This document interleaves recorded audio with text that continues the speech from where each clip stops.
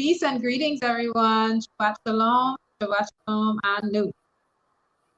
Shalom, everyone. Shabbat shalom. BC, greetings. Opa, how are you? First. Always first in line. First in line. Ima Yakira, Eden, Aquia, Aki Darren, Yeah, we I, got Alpha Woman. Yeah, you got her.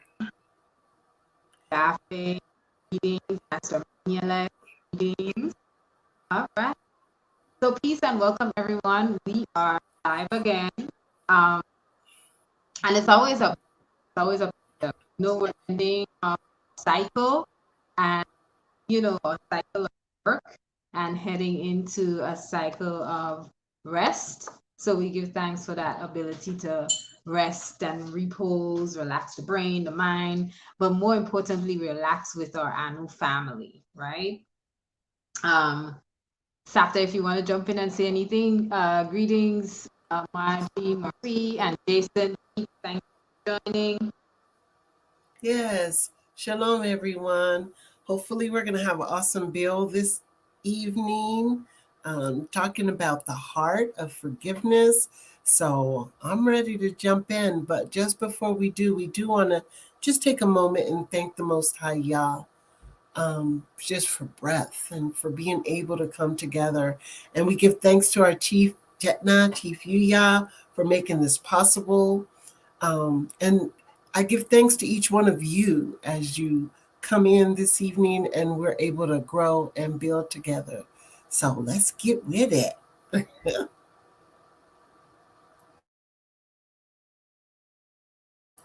I think you're on mute, Achoti.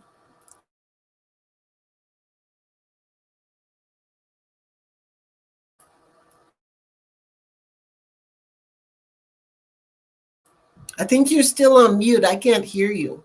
Okay, There you go. better now. Okay. Um, I feel like we had all right, good. There was a banner on, and I wanted to take it off. Anyone ever notice how the sisters hardly ever start on time? We forgive you the heart of forgiveness, forgiving. Thank you so much for forgiving. I don't know what it is. I swear, every time it's time to start, the phone freezes, something happens. I literally was there poking the go live button and my whole screen froze. So we apologize, and thank you for forgiveness. For giving us that space to reset and get back to a place of balance with you all. They say forgiveness is given, before. So thank you so much for that. Thank you so much for that. Um, yes, before we start, we wanted to share Matthew 18:21-22. Then Peter came to Yeshua, Yeshua HaMashiach, and asked, Lord, how many times, Yahuwah, how many times shall I forgive my brother or sister who sins against me? Up to 7 times? Yeshua HaMashiach answered, I tell you, not 7 times, but 27 times. And we won't build on this just yet, but it makes sense to pay attention to who he's asking that he shall forgive. Specifically, he says, my brother or sister. That's specific. And when we're talking about brother and sister, we're talking about a specific culture, specific community, specifics, right? Who's in my lineage, right? And maybe not my blood lineage, but who's in my family lineage. That's my brother and sister, right? So I think that's important for us to note before we jump right in. This evening, we will be pulling from various references. We'll be pulling from the Commanded Day, Perfect Seed, Perfect Heart, Emotional Control. We're pulling from the Heart and Soul of Intelligence, the Ukan realm. We'll be pulling from Letting Go, as well as episode 44 of Ramadan, called Ramadan Al Fatir. That is episode 44 of the Chief Yuya podcast. So we're pulling from a lot of different places, and we wanted to put that out there ahead. Please check back later in the description. You'll find a list of all of those references and the links as well. Safta, you want to jump into to tell us a little bit about the heart. Tell us about the heart. It's really something. Every time we get ready to have one of these bills, it's like the strong before really deals with me in an area that we're going to deal with. And this strong, my heart was being dealt with in a way that was very unfamiliar to me, but it was very good. And I learned a lot of things about myself. But when we talk about the heart itself, from the word in Hebrew is levi, is lev, excuse me, lev. And in Hebrew, English, any way you put it, the heart, physical heart, is a muscle that pumps the blood throughout the body. When we think about the heart, just the physical part of that. And the heart is also the fourth chakra in the body. So, and I found that when we were looking through, when I was researching different things, I found that the heart is mentioned the in the Bible over 1,000 times, and in reference to those 1,000 times, it very seldom talks about the heart in a physical sense, but more or less in a figuratively, uh, dealing with the emotional or how it's tied to the mind or behavior or the psychology of the heart. But we'll get into that part later also. I just wanted to make sure we defined what the heart is. But in the scripture, it's always using different, it speaks of the heart in so many different ways. Our ancestors understood the functions of the heart in a different way than we refer to it in a scientific way today. For example, in Genesis 18:5, Abraham offers food to his weary visitors and that they may sustain their hearts and go on their way. So he's offering them food for the body, to strengthen the heart. And our sister, of course, is going to tell us more about different things we can use later on to strengthen that physical heart. But we want to focus a lot on the the part that the heart plays in our everyday life, because not only does it pump the blood throughout the body, but it also is the seat of so many other behaviors, that overflow from the heart. So we're going to talk a little bit more about that too. All right. Yeah, when we, you think about the heart and we start thinking about, how we can use it. Like we can use our emotions to detect what's happening, and the heart kind of tends to give some of that away, right? So, the physical heart, right? It tends to give some of that away. What are we feeling? What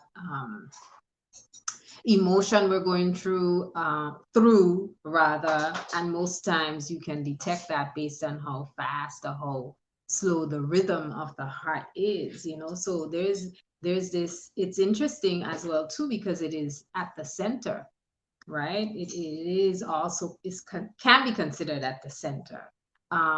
So I really think that when we think about our title today, a heart of forgiveness, we're thinking about connecting this physical muscle that pumps and regulates, and just helps to keep us moving, whether it's moving, thinking, breathing. It's a really core part of our functionality, but directly connected to the idea of forgiveness, right? Because when we think about forgiveness, that right, there's that idea of forgiveness being a process, right? It's a process, and this is from Chief Yuya's piece on letting go, and also resentment and forgiveness.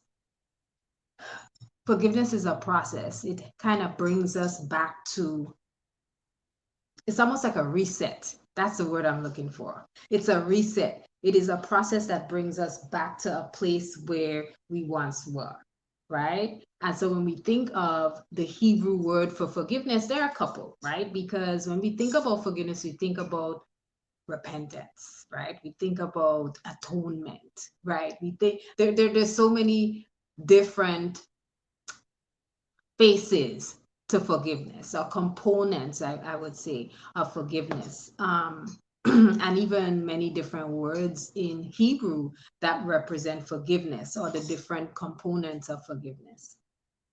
We have slicha. Slicha is actually what we identify as forgiveness, not necessarily to forgive, but forgiveness. And hot is also used as well too. I hope I was able to stress it very well. And Psalm 130 and 4 actually gives us a good example of the way forgiveness is used. It says, "For with thee there is forgiveness, that thou mayest be feared. With thee there is forgiveness, that thou mayest be feared." And in this case, we're talking about the fear, or one having a fear of the Most High. And that forgiveness is that forgiveness that's coming from the Creator.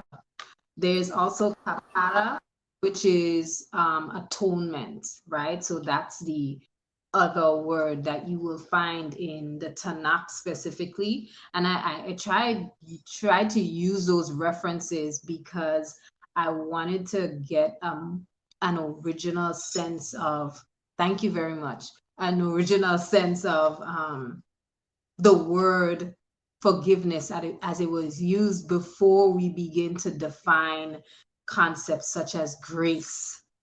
You understand? Because it changes. It changes when we move from the Old to the New Testament. But and when I say forgiveness doesn't change, but the concept of grace, I think, sometimes affects the way we perceive for even forgiveness. Forgiveness. Oh, go ahead. No, I just wanted to jump in because when I think about forgiveness, I know it is a decision that we have to make to forgive someone. But at the same time, I've struggled with forgiveness in the past because so many times, that, and it's an old saying, I'll forgive you, but I won't forget, and the way that that actually affects our heart when we have that mindset. But I wanted to ask everyone that's in the chat, you know, what is your take on forgiveness? Do you feel like that has to be earned, or do you feel like you owe it to people to forgive them? Because I know there's some wisdom involved in when we forgive others. But I go back to what achoti Moreyah said when she read the scripture in Matthew's, and it said, "Our brothers and our sisters." So it makes me think that we owe forgiveness to those within our community, our alites, because nobody's perfect. We always talk about Anu as a hospital, and we are constantly, making mistakes and doing things that we want to repent for, and we truly in our hearts want to be forgiven. And it also makes me think about the scripture, and I had it in front of me and I don't know where it is, but it states that be careful of the measure you use when you're judging others, because that's the same measure that the Most High will use when He judges you. So, in other words, we have to learn to forgive others if we want to be forgiven. But again, I have questions about that, because there are some things that I'm not going to say are unforgivable, but that causes us to be, I want to use the word discerning, because we just don't go around forgiving everybody for everything all the time. And I think that there's a lot more to it than that. But I just wanted to read, because Ima Yakira Eden answered and said, "I would say I owe the offering of forgiveness of those of others to myself. This way, I'm not carrying unforgiveness within me. I agree, because it can be heavy, and it can also block you from receiving from having that light heart that we in a new strive for, to have a heart that's, light as a feather and able to rise above, um, the wickedness that we are going to endure on this journey. So I just wanted to add that. But yeah, I want to, Chief Yuya says, how to get back in tune, forgiveness and resentment. Um, yeah, matter of fact, that I started watching that over, and that's a good one. So I'm going to actually go back and, listen to that again and again. Chief Yuya's videos, you have to watch them, at least nothing less than 10 times to get it all in you. So I think I'm on about my fourth or fifth time with that one. But yeah, that's a good one that's in the chat. So I suggest everyone copy that, and I'm going to do likewise.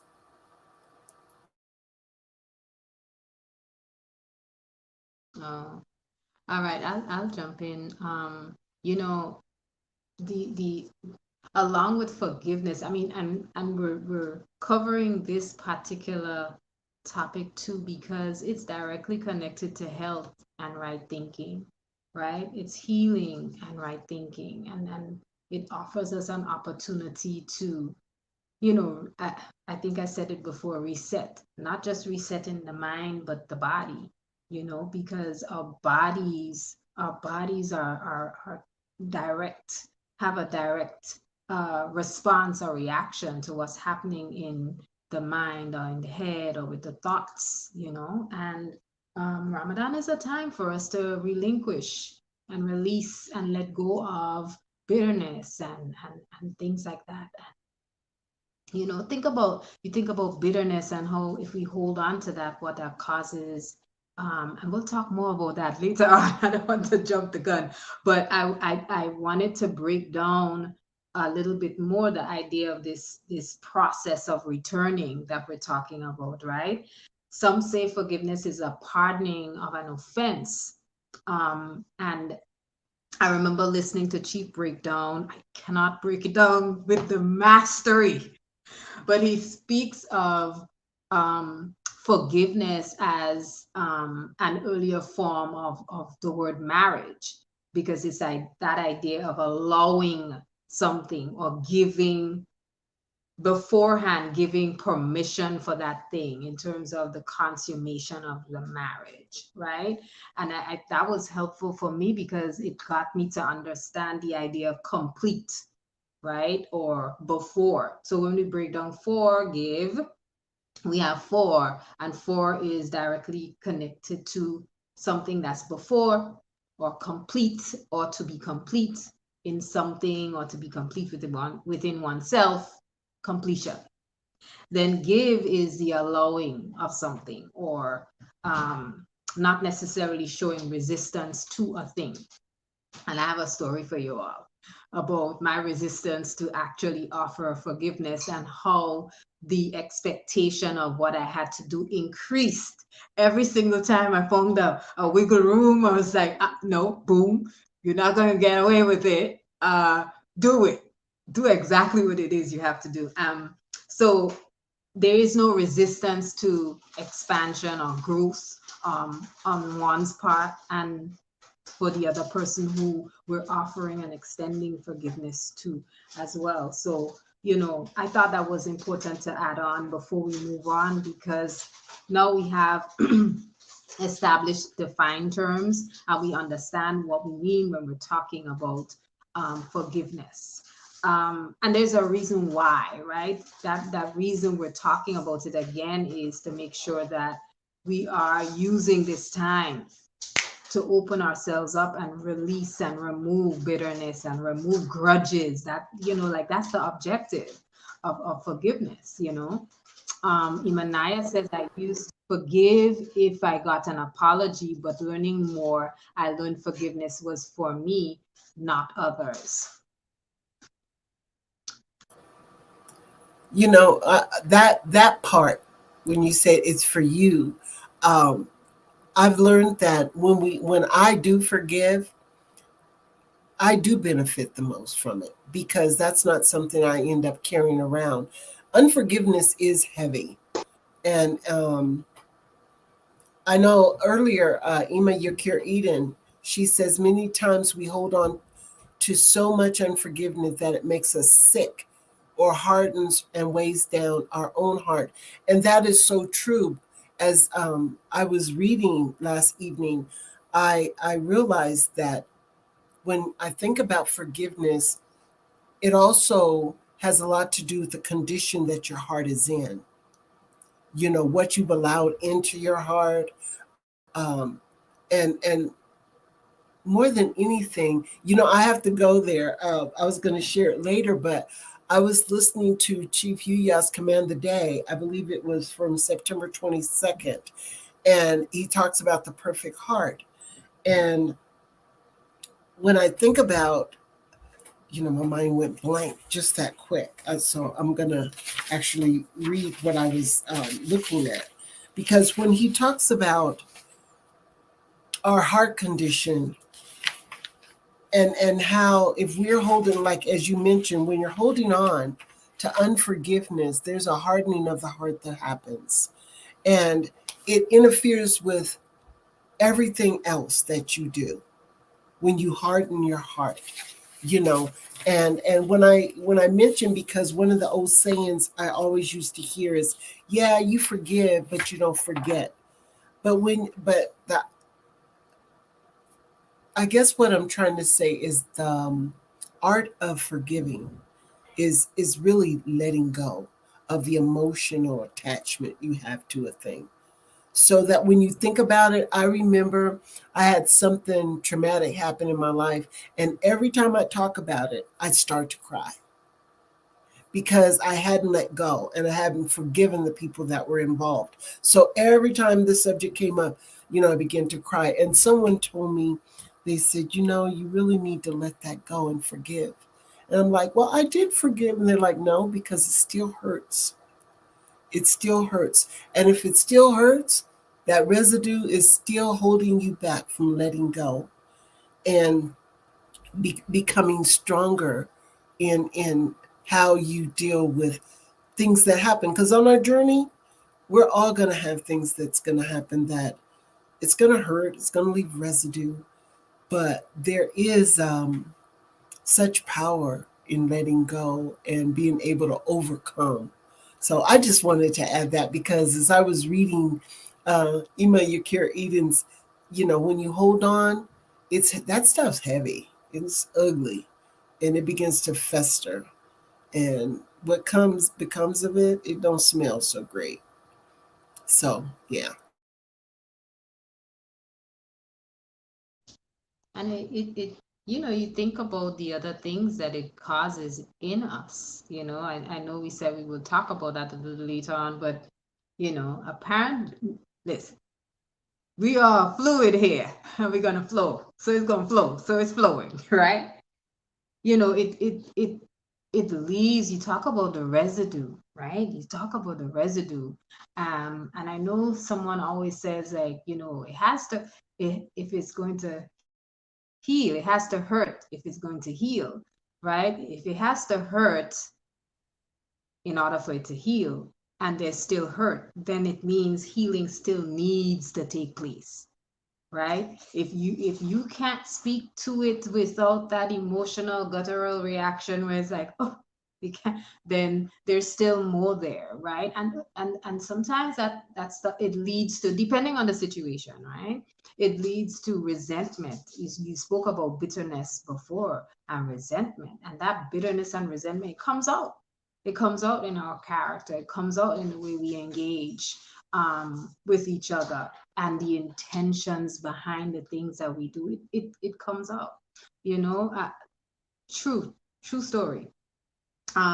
So it's, just as we have this build this evening, um, we want you to muster up the courage to jump in the chat and share your stories, because maybe you have a story. Maybe you have a story about forgiveness. Maybe you have a goal for Ramadan that focuses on forgiveness and letting go of grudges, burning them at the stake, uh, burying them.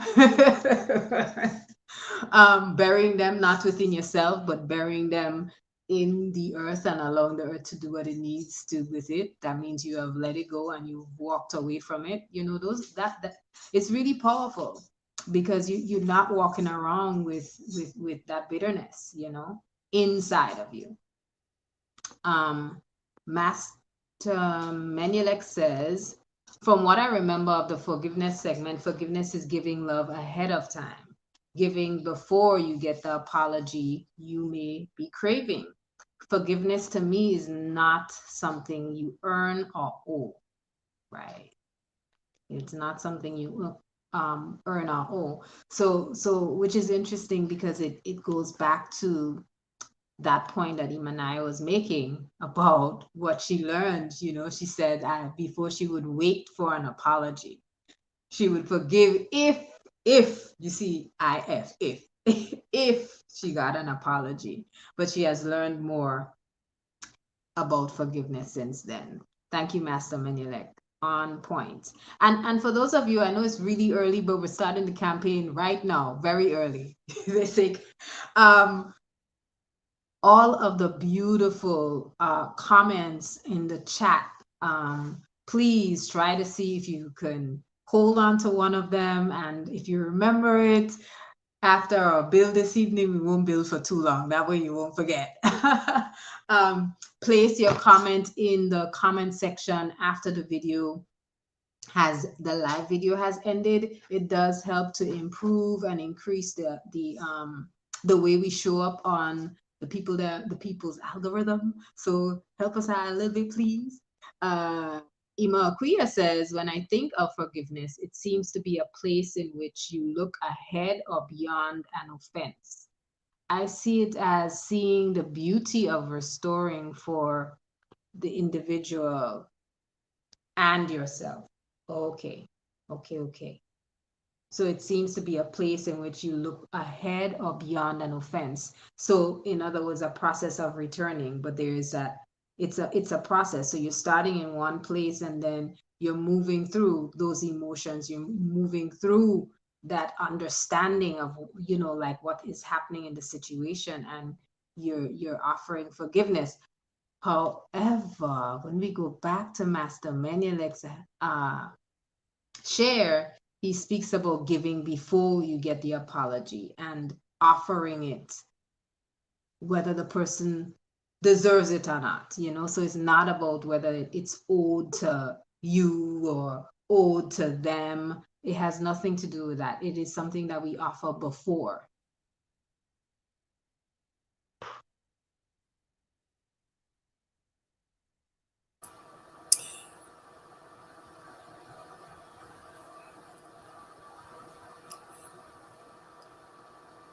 So Raj Kush, his answer is, I'm in debt to the creator. So I'm obligated to give forward. Forgiveness of self and bad contracts signed would allow one to lift the burden of the heart. Absolutely. I agree with that. Because again, it goes back to the scripture where it speaks about if you forgive others, the Most High will forgive you. Now, and I know there's more that comes with that, because there's also requirements when it comes to the Most High, and which I would say is repentance. We can't just keep doing, the same thing over and over again. But, I'm really thankful because I'm not the one that can say how many times. You mentioned it earlier when you said that Yeshua said, forgive 27 times. I remember in Sunday school, I was told 7 times 70. You know, that's a lot of forgiving that we do. And you know what? It's a lot of forgiveness that's needed. I'm in need of forgiveness, and therefore I do need to be available to forgive others. So, Akote Yafe answer is, if I'm engaging with an Alite community member who shares my same culture. And then, yes, forgiveness is required. Without it, we would hold on to old and unhealthy feelings, thoughts, and emotions. And that's where that sickness comes in. And when we talk about a story, I have to mention there's 5 girls in my family, where there's 4 now, and I'm the youngest of them. But my middle sister, let me tell you, that girl had the biggest heart growing up. She'd give you the shirt off her back. I mean, she was just the sweetest thing to anybody. It didn't matter. I'd bring friends around after school. Her house was the house we used to go to do the stuff we didn't have no business doing.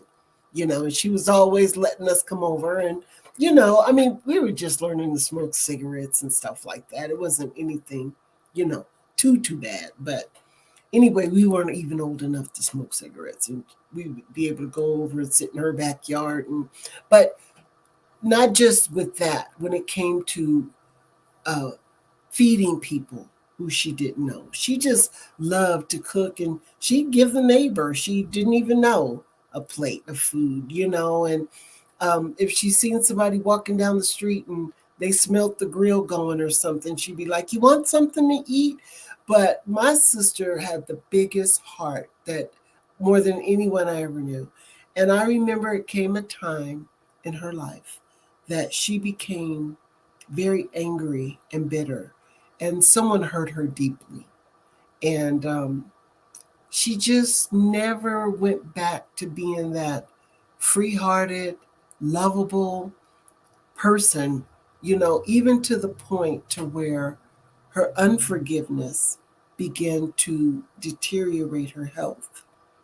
And now she's in a place where we've talked about, her being more forgiving, because she still, for like 25 years, she's held on to that unforgiveness. And it changed her whole outlook on life and the way she greeted and treated everyone. And, I think about her, the way she used to be. And I often talk to her about that. But, and I'm hoping that one day before her journey's over, that she will recognize and go back to being that loving, forgiving, carefree person that she was for, all the until I was in my 30s or 40s. And when I noticed the change, it was so sudden and so dramatic that I was like, whoa. But I can actually say I've seen unforgiveness, eat a person's health away. And it's not a beautiful sight. So I'm really hoping, and maybe I'll send her this video as we talk about, um, a forgiving heart, because it does have a great effect on your health and on your whole life, actually. So without it, we hold on to all unhealthy feelings, thoughts, and emotion. And those things are very unhealthy. Matter of fact, I believe that when we hold on to those things, I've seen people end up having strokes behind unforgiveness. And a stroke, it leads to heart attacks. And you talk about um, having something that can be mental or emotional in your behavior having a physical effect on your life. And that, along, again, we'll be talking about the food and the things we put in our body also. Is somebody coming to join us? Peace, okay, Akio. How are you? Peace, achoti, Yamina. I just want to peace go to there.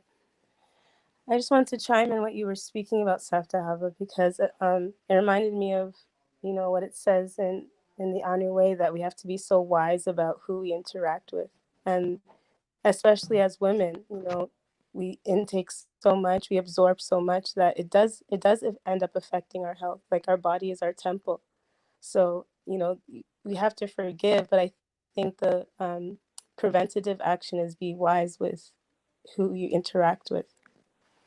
That's what I want to build on. But I love this topic. Keep going. That's a very, very important piece to the forgiveness because, that reminds me how wonderful it is to be covered, you know, because even with having the protection of that covering, we're not exposed to some of the things that without that guidance and leadership, we as women would be exposed to. So that's a very important piece, to us being in our lane, and it does protect us a lot from things that we could be exposed to that could be really detrimental. So toda for Yeah, that. yeah, for sure. And even how children are, like they're so, like you're speaking about how you and your sister were when you were younger, and just like how children are to be covered because of they just have that energy where they just accept everything, and they forget everything as well. So they easily forgive, but it's because of that covering as well. So that's a very good point.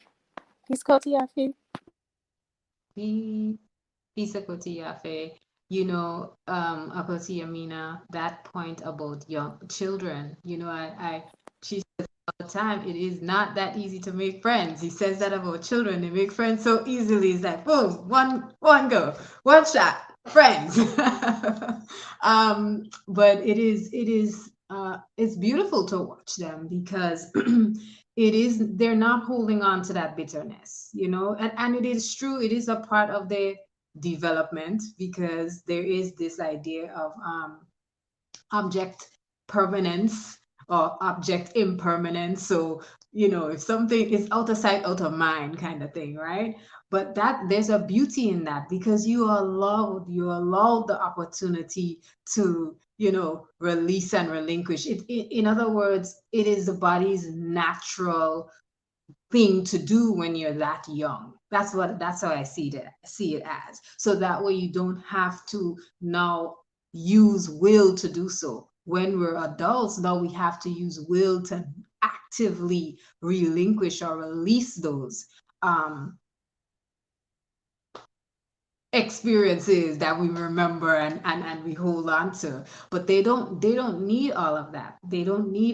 It naturally happens for them. And of course, the older they get, the more they have to now put that vehicle in gear and begin to make that choice actively.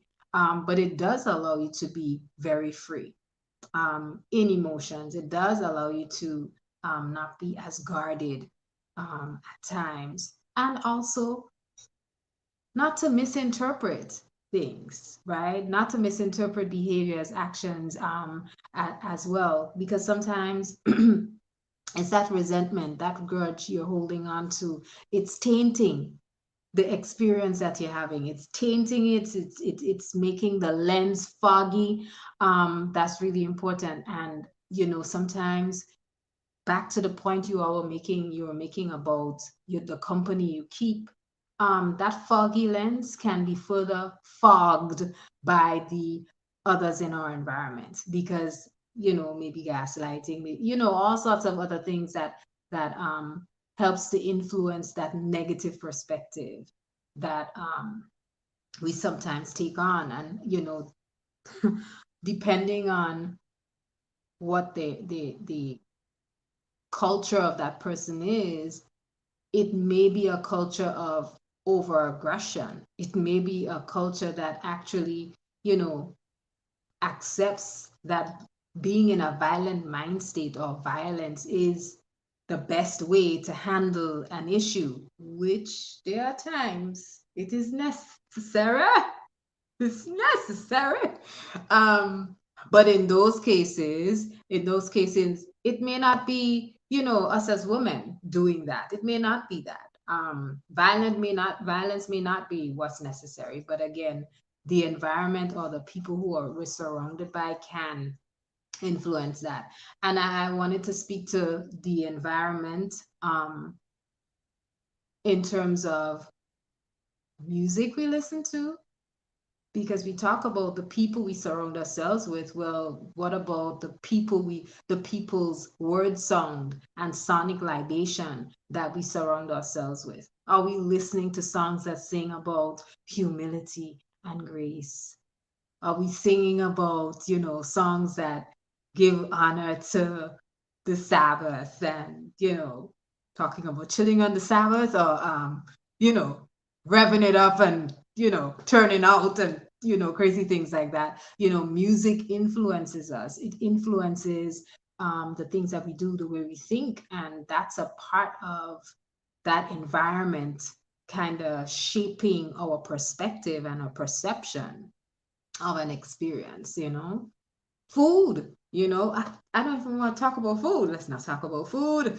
And just let's not even talk about parasites and how that can begin to warp how we think, and warp it controls you. It can control you. That's right. What happened to Achoti Yafe? She was there, and because There, I wanted to hear what she had to say as well when she said she followed up with, however, if someone on the outer sphere of my community, then no. So I do want to hear more about that. Hey, Ima, Yakir Eden. Shabbat shalom, peace, peace. I just had to jump in. This was such a good dialogue. How are you, sister? I see everyone is muted, but how are you? Peace, Ima, Aquia. Peace. Uh-oh. Wait, Savta's talking. We can't hear you, Savta. No, I said we got the whole womb coming up in here. This is good. Yeah, it's like that sometimes. As Peace Akotiafe, I see she's back. As I was listening and just thinking about the different angles of forgiveness, and I know Akoti Moreyah touched on it earlier. Chief's breaking down. It's like that forgiving, giving before. So it connected. It connected in my thoughts to what Imanaya touched on. Right? We don't offer forgiveness because it was solicited by way of an apology or even apologetic behavior. And sometimes that can be the heartbreaking part, right? That there might be some sort of trespass against us, or we perceive it as such. Um, and we want to forgive, but if we're stuck in that, well, I want to see apologetic behavior, or I want an apology, or I deserve to um to be comforted by this person's actions because they've hurt me. Oftentimes, I find all the time, not oftentimes, it's so valuable that we're taught and I knew to consider the words that we use, even in just breaking it down like that for giving, and to examine what that means. So you're giving something before you get anything, but really you're giving all that needs to be gotten in that moment. Oh, peace, Master Manelek. And it if we think about, like, well, if I think about being afraid of doing something, or being stuck in a cycle of, I don't need to lean on anyone, I don't need to be vulnerable. um it's kind of like, if I don't step outside of that and just allow myself to be open, or if I don't step outside of the hurt feelings or the heartbreak, even, perhaps, I know you all were connecting it to that heart chakra, so even connecting it to that heartbreak, sometimes what we are forgiving or giving to others is healing for ourselves, right? Mending our own heart, or more importantly, allowing Yah to mend us. So the person who may offer that hurt or that trespass may not necessarily be who Yah has actually sent to mend. So sometimes our expectations can be askew. And so, yeah, I'm going to stay on for a little bit just to kind of jump in and out as this conversation flows. But those were my initial thoughts. I see there are a bunch of people here. So, I'm going to be quiet.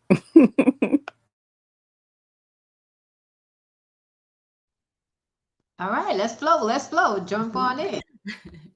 Peace. This is like a great build. I appreciate it. Peace, Chief. Peace, Master Menelec. Peace, brothers and sisters of Anu. Peace, Hoti Moreyah and Savta Ahava. Yeah, the juices were flowing when I was thinking about this. And the reason why is because, here recently I was challenged with some things as it relates to forgiveness. and what I think about is if if if we need to forgive someone, then obviously there was some sort of conflict that has occurred, right?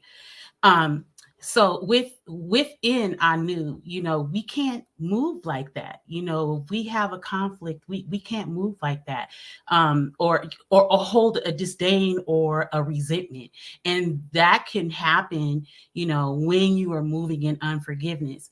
So I was challenged, in resolving conflict, and what I found was that, well, where are you in your own emotions?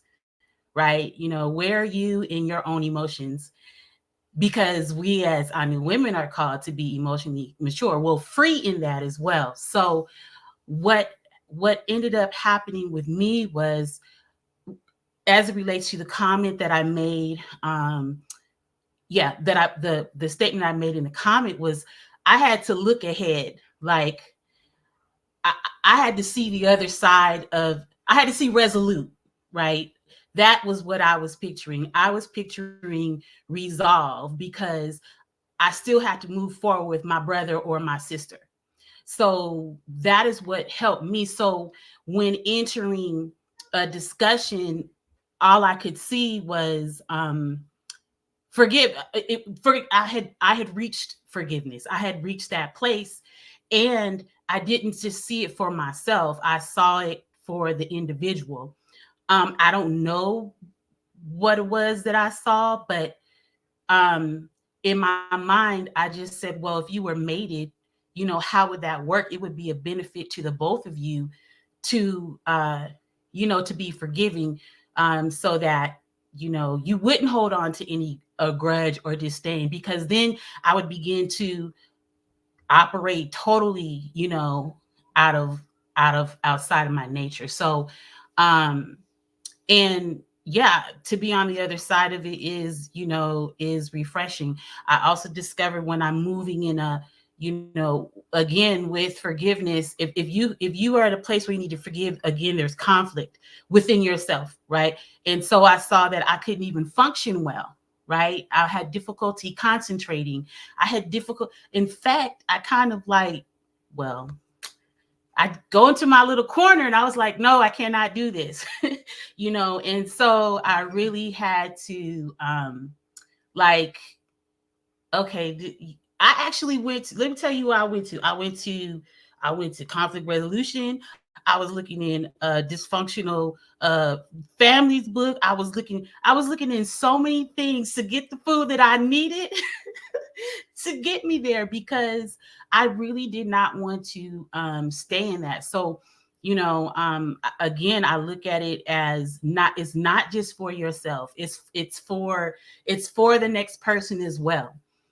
So yeah, that's my portion, but I'm gonna stay if you don't mind, or do you want me to go? Because I like this, and I'm gonna be going through my little Bible. I like to look up scriptures. So while y'all talking, I'm gonna look up things to support what you're saying and everything. But yeah, this is an awesome topic. Greetings. Can you hear me? Okay. I think I responded to the question earlier about forgiveness. But there was like a second part that I thought was important to touch on with regards to, and it relates to what's been said, with regards to like not owing forgiveness. Like we don't have to forgive all the time. And I thought about, like, well, who are those people? And I think it's those who sit on the outer part of our community, or the outer sphere. They're in the external. And some of that is because we talked about like muscle memory before, right? And so sometimes I think there needs to be a muscle memory, and your heart is a muscle. There needs to be a memory of who you don't forgive because of a particular reason. Now, again, it applies to those people who are outside, because you don't share the same culture, you don't share the same values, morals. So you have to know, like, who to approach with caution or who not to approach with all at all. So if that muscle memory is there, like, no, you don't get forgiven. You also kind of have that or have or build a layer of protection, so certain things don't happen again or happen less often. You know what I mean? So yeah, so I forgiveness is not always requisite, and I think it depends on who the conflict is with. Um, Case in point, like we see things all the time. We are kind of behind enemy lines. We live in Babylon, and we see things all the time when it comes to different events that are results of racism, white supremacy. I don't have to forgive you, because then, with all that hugging and thoughts and prayers, we just end up right back in the same place. I don't have to forgive you, and I won't. So that way, I have that muscle memory so that it doesn't happen to me and mine.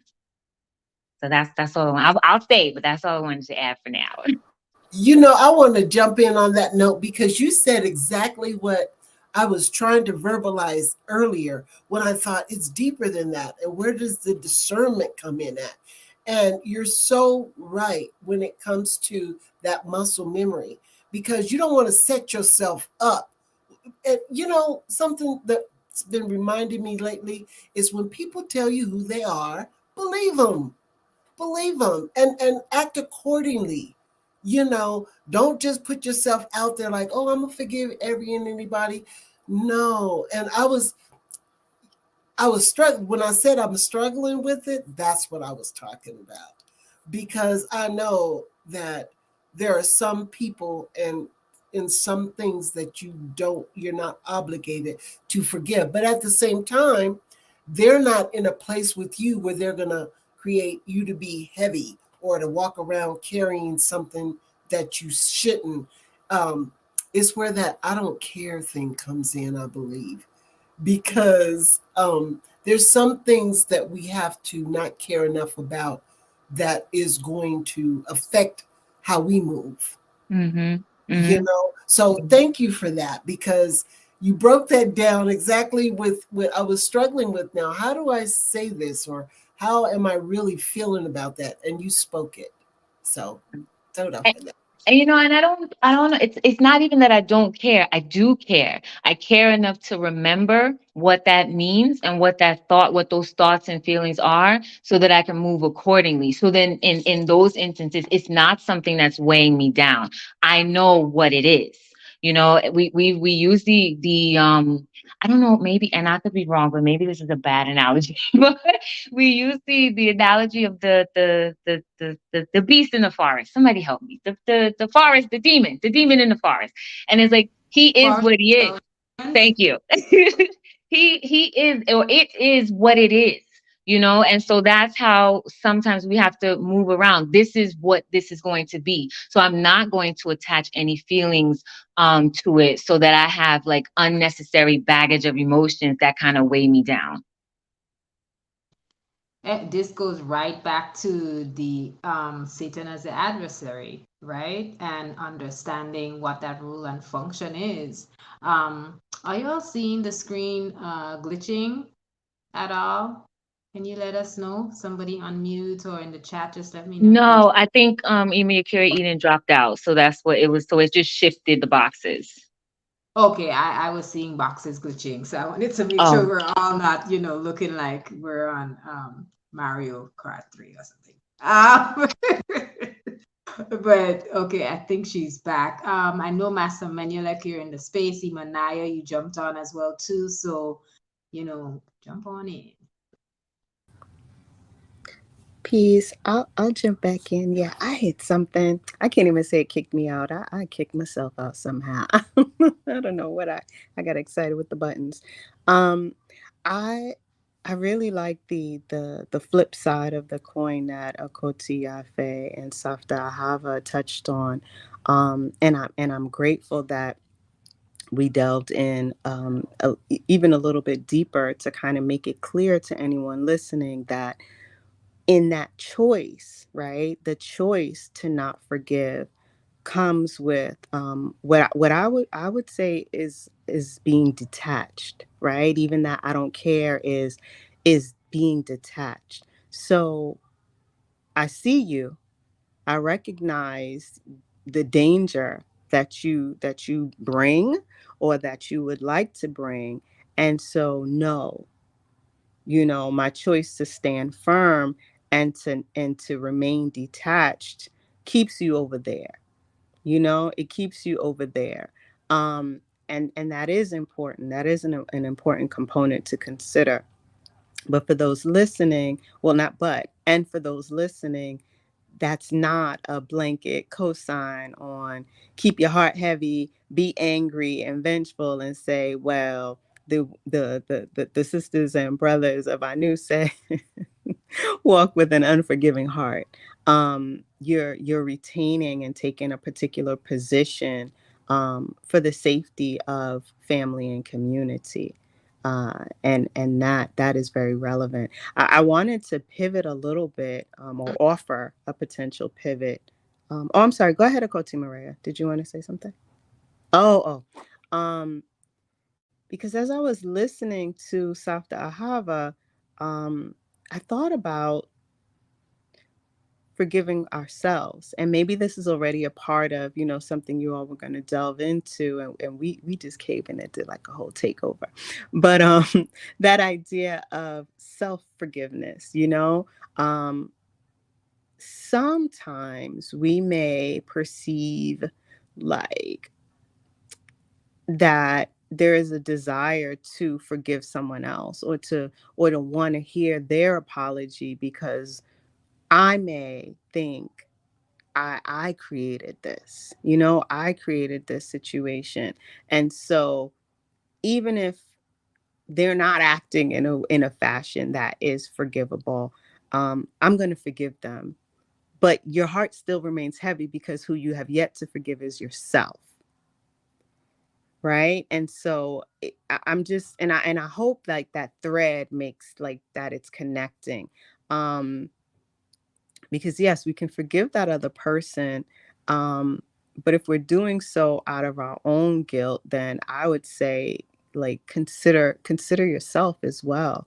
Consider forgiving yourself and walking with that loving kindness, um, for your heart, and allow that to be what radiates and what emanates from you, because then you can remain detached, and whether come what may, you can move a little lighter and unburdened by like we did these things wrong, we will do things wrong, we will forever be healing, we will forever be um perfecting, right?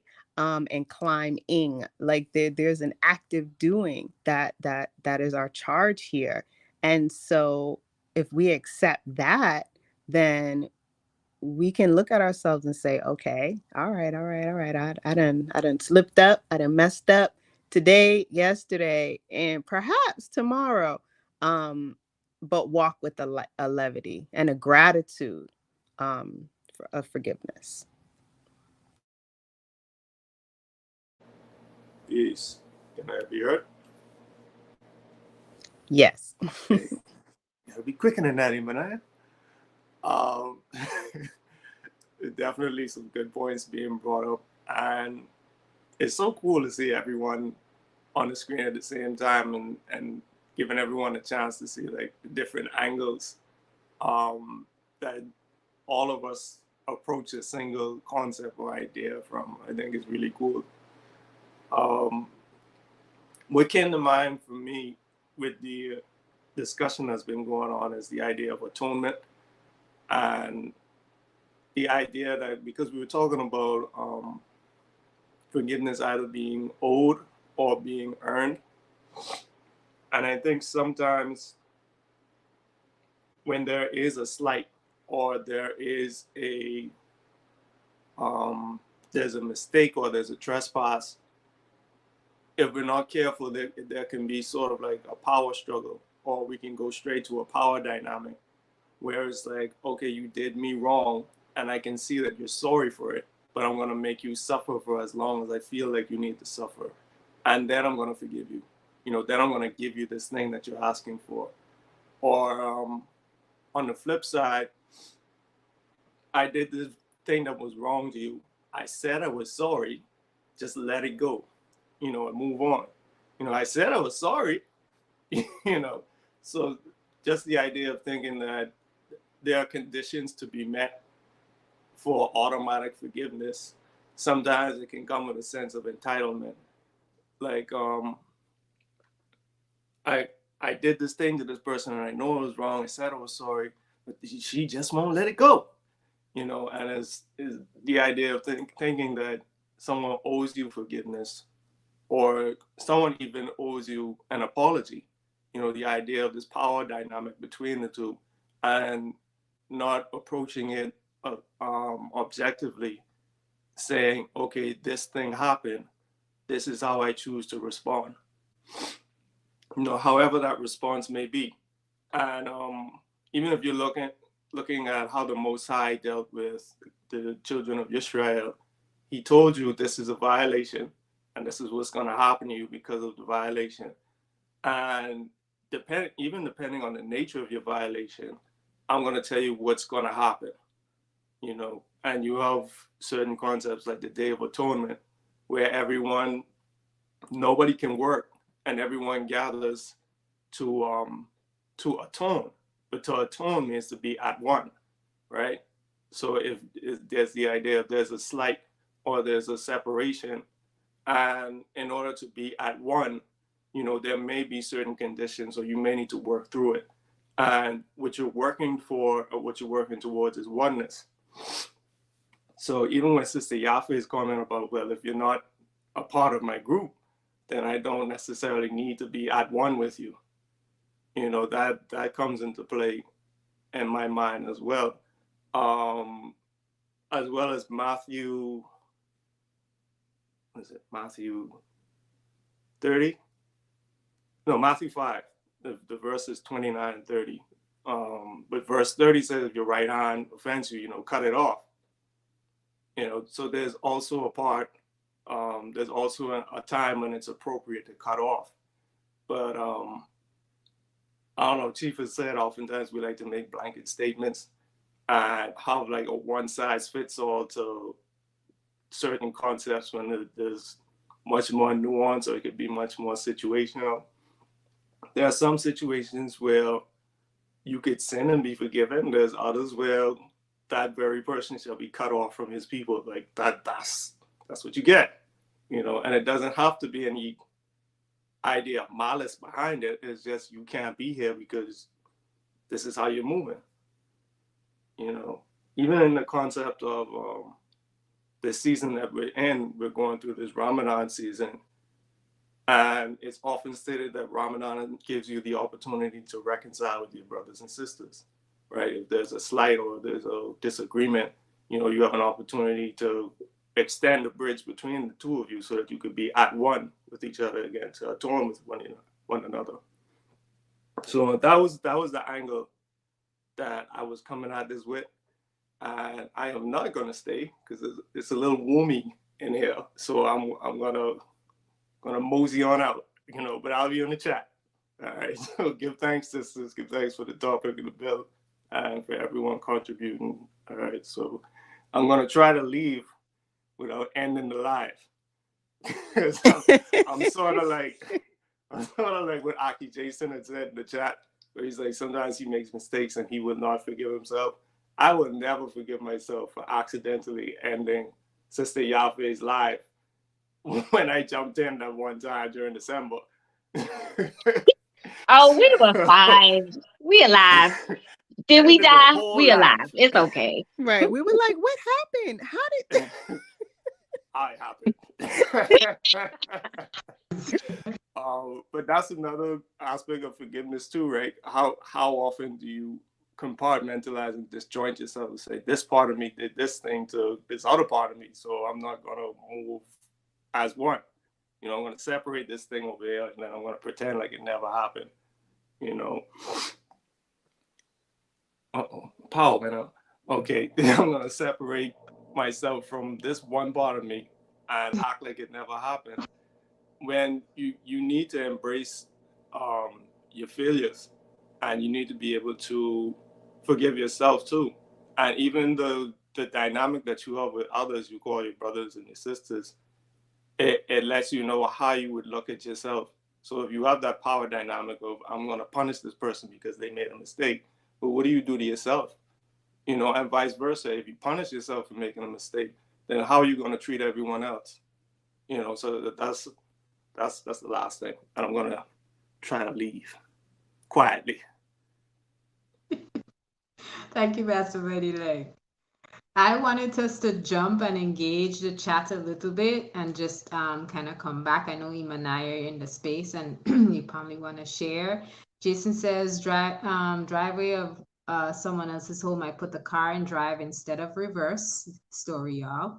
And he says, I ran into the garage door and damaged it. Still feeling the sting, working on forgiving myself. Wow. Top tier speaker says, from the forgiveness segments, did I go back? No, I didn't. I remember forgiveness being able to give love ahead of time. Jason says, give thanks for Anu, for the knowledge, and to work past it. Working past it, I think that's exactly part of the point.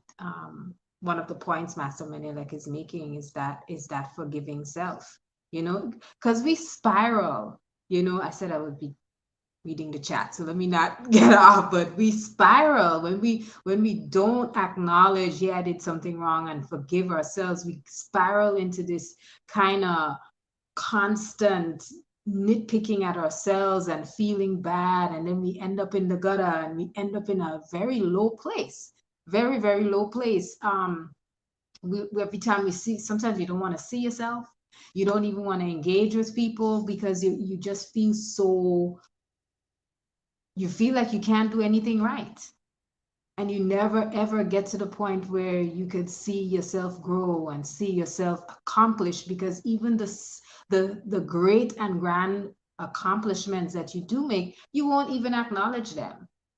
You won't acknowledge them. So it's almost like you're walking around lopsided, I would say.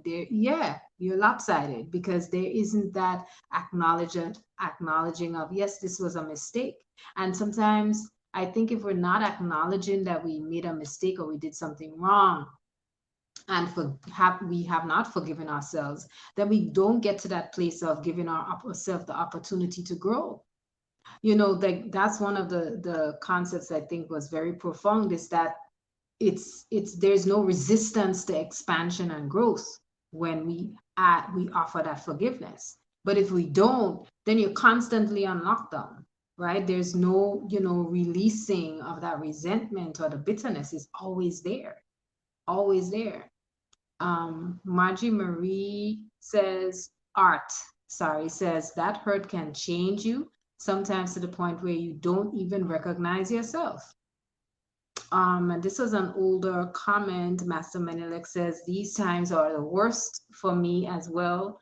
Aki Jason, sometimes it can be hard to shake the idea of making a mistake as being deserving punishment.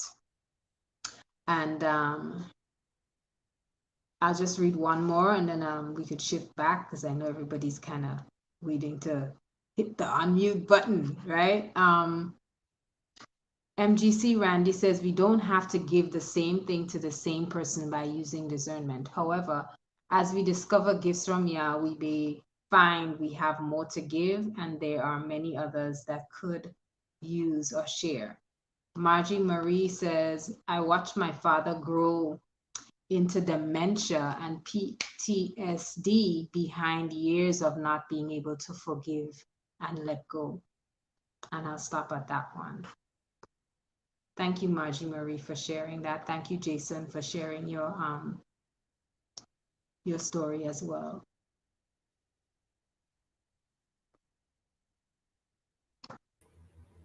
You know, I'll go ahead. Were you going to jump in, Imanaya? We were waiting for you. I was going to say, hey, I came to sing. Y'all was listening to all those songs. I was like, oh my gosh, music, I miss it. But no, a couple of things.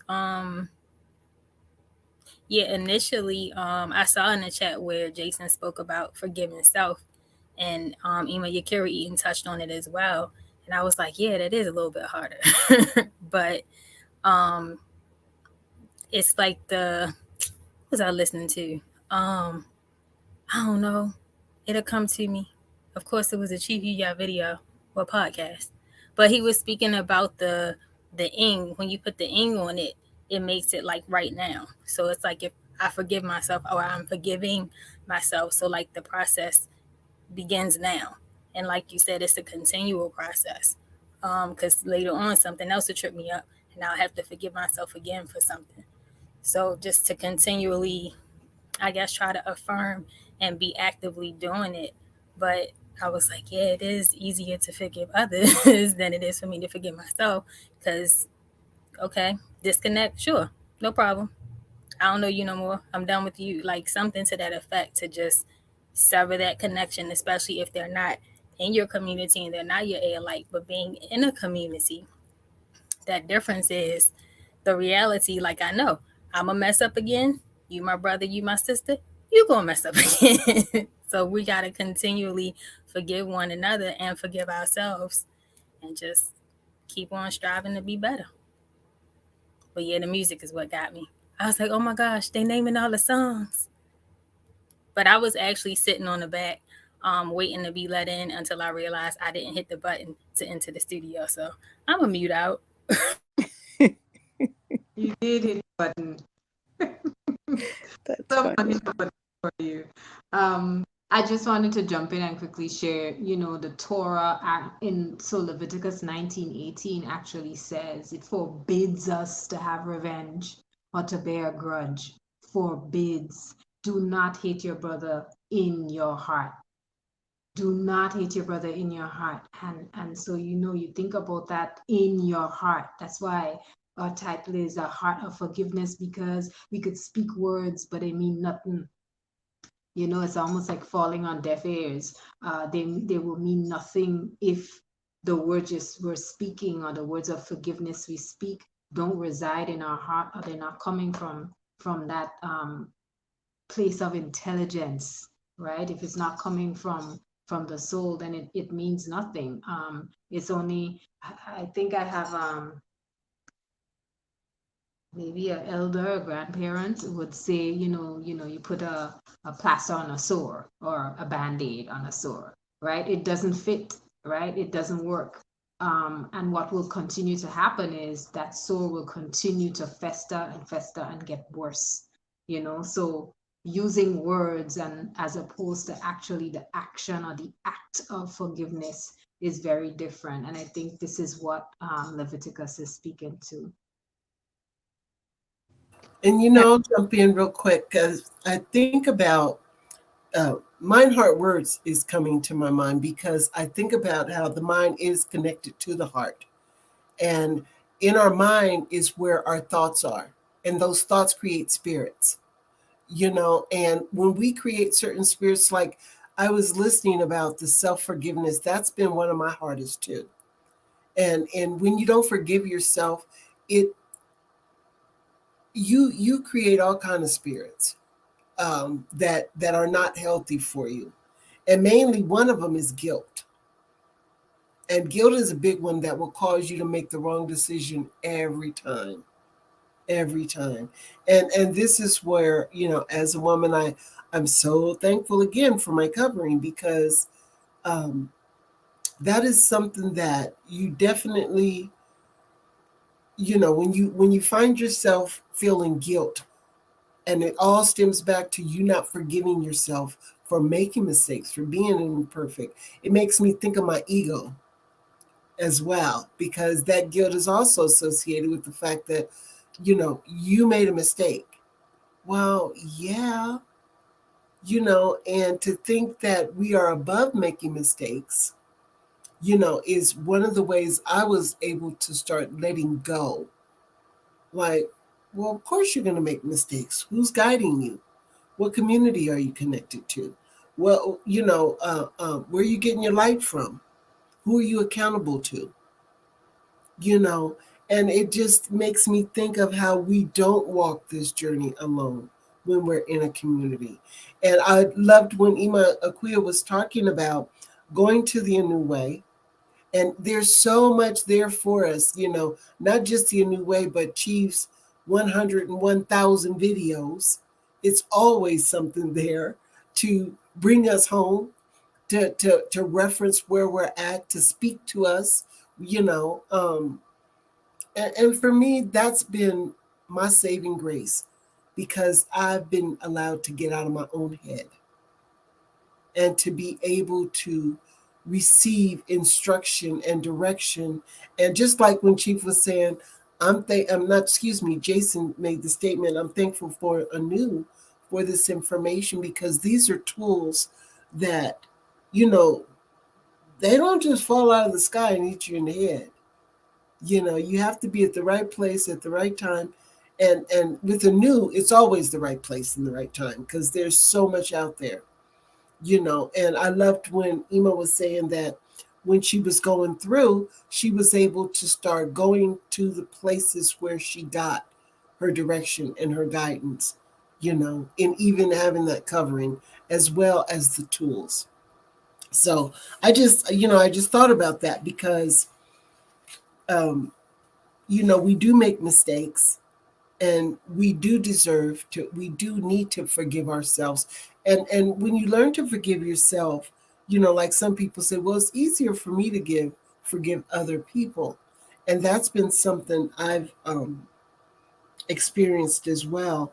But when I was listening to that perfect heart from the command of the day, I was thinking about perfect heart. A perfect heart? Is there such a thing? Well, according to Chief Yuya, there is.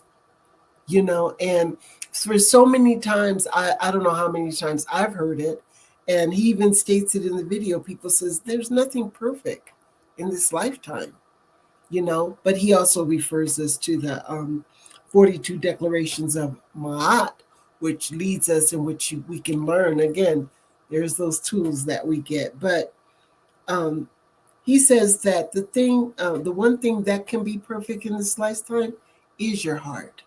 He said, and how can that happen? And the way that you can achieve a perfect heart is to have a divine heart, which takes us back to what we're talking about.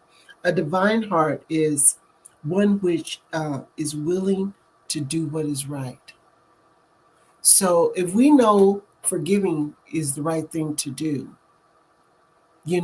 that right there lays a foundation for the right heart, right thinking, you know, and it also opens that doorway to the forgiveness, not only for ourselves, but for, what does it say? Forgive those who trespass against us as we forgive those, who we trespass against, So, and at this time, that's, as I came into Ramadan, I could think of some people that I thought, yeah, I don't forgive them. I don't see them. They're out of sight. They're out of mind. But even though I don't see them, I know that I have to let that go. It's taking up space, in my heart, in my mind, those thoughts, those spirits that we create. So I just wanted to add that, because, you know, we're given so much in our community. It's like I was listening to everybody, and we all get poured into so much, and it's times like this I can just sit here and enjoy listening to everybody's different perspective, and also be thankful for what I've received. But, even in spaces like this, I'm getting more and more. So I just wanted to add that. piece, there was a thought that came to my mind when when you spoke about the divine heart, but also, yeah, okay, when one is willing to do what is right, um, and what it made me think about is that if you're willing to do what is right, it opens up so many other doors. It perhaps leads you to compassion, as well. I see Chief is entered the stage, so peace, Chief. I'm gonna. No, you keep talking. Oh, okay. Yeah, I just saw it like considering the other person as well. What is it? While a brother or a sister may have offended you, what perhaps could be going on with them? You know, um, what's happening with them. So, and that's just what I learned. Over these past few days, is I had to really just take myself out of it and look at the whole picture, and what is the overall goal that we are getting to, and that is to move, in unison, so yeah, that is what that's something I just wanted to add, is that within forgiveness, if we're doing the right thing, it will open our hearts to other things, compassion, looking at others, unity, alliance, all of these things. So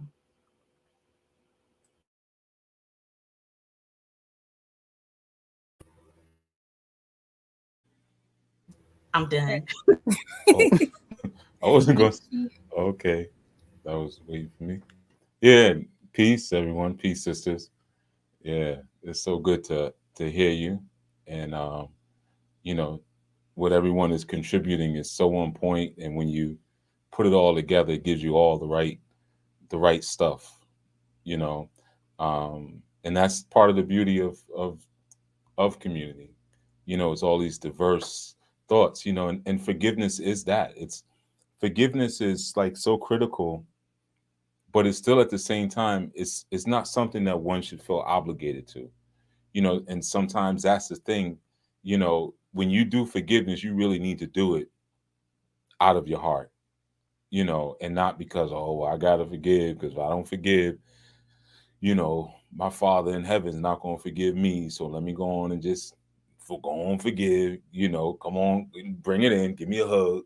You know, it shouldn't really be about that, because yes, through forgiveness, you can erase debts that you owe. Sure, because it's like it was in the play, was Hamlet, when the character said, if every man is taken into the desert, who will escape the whipping?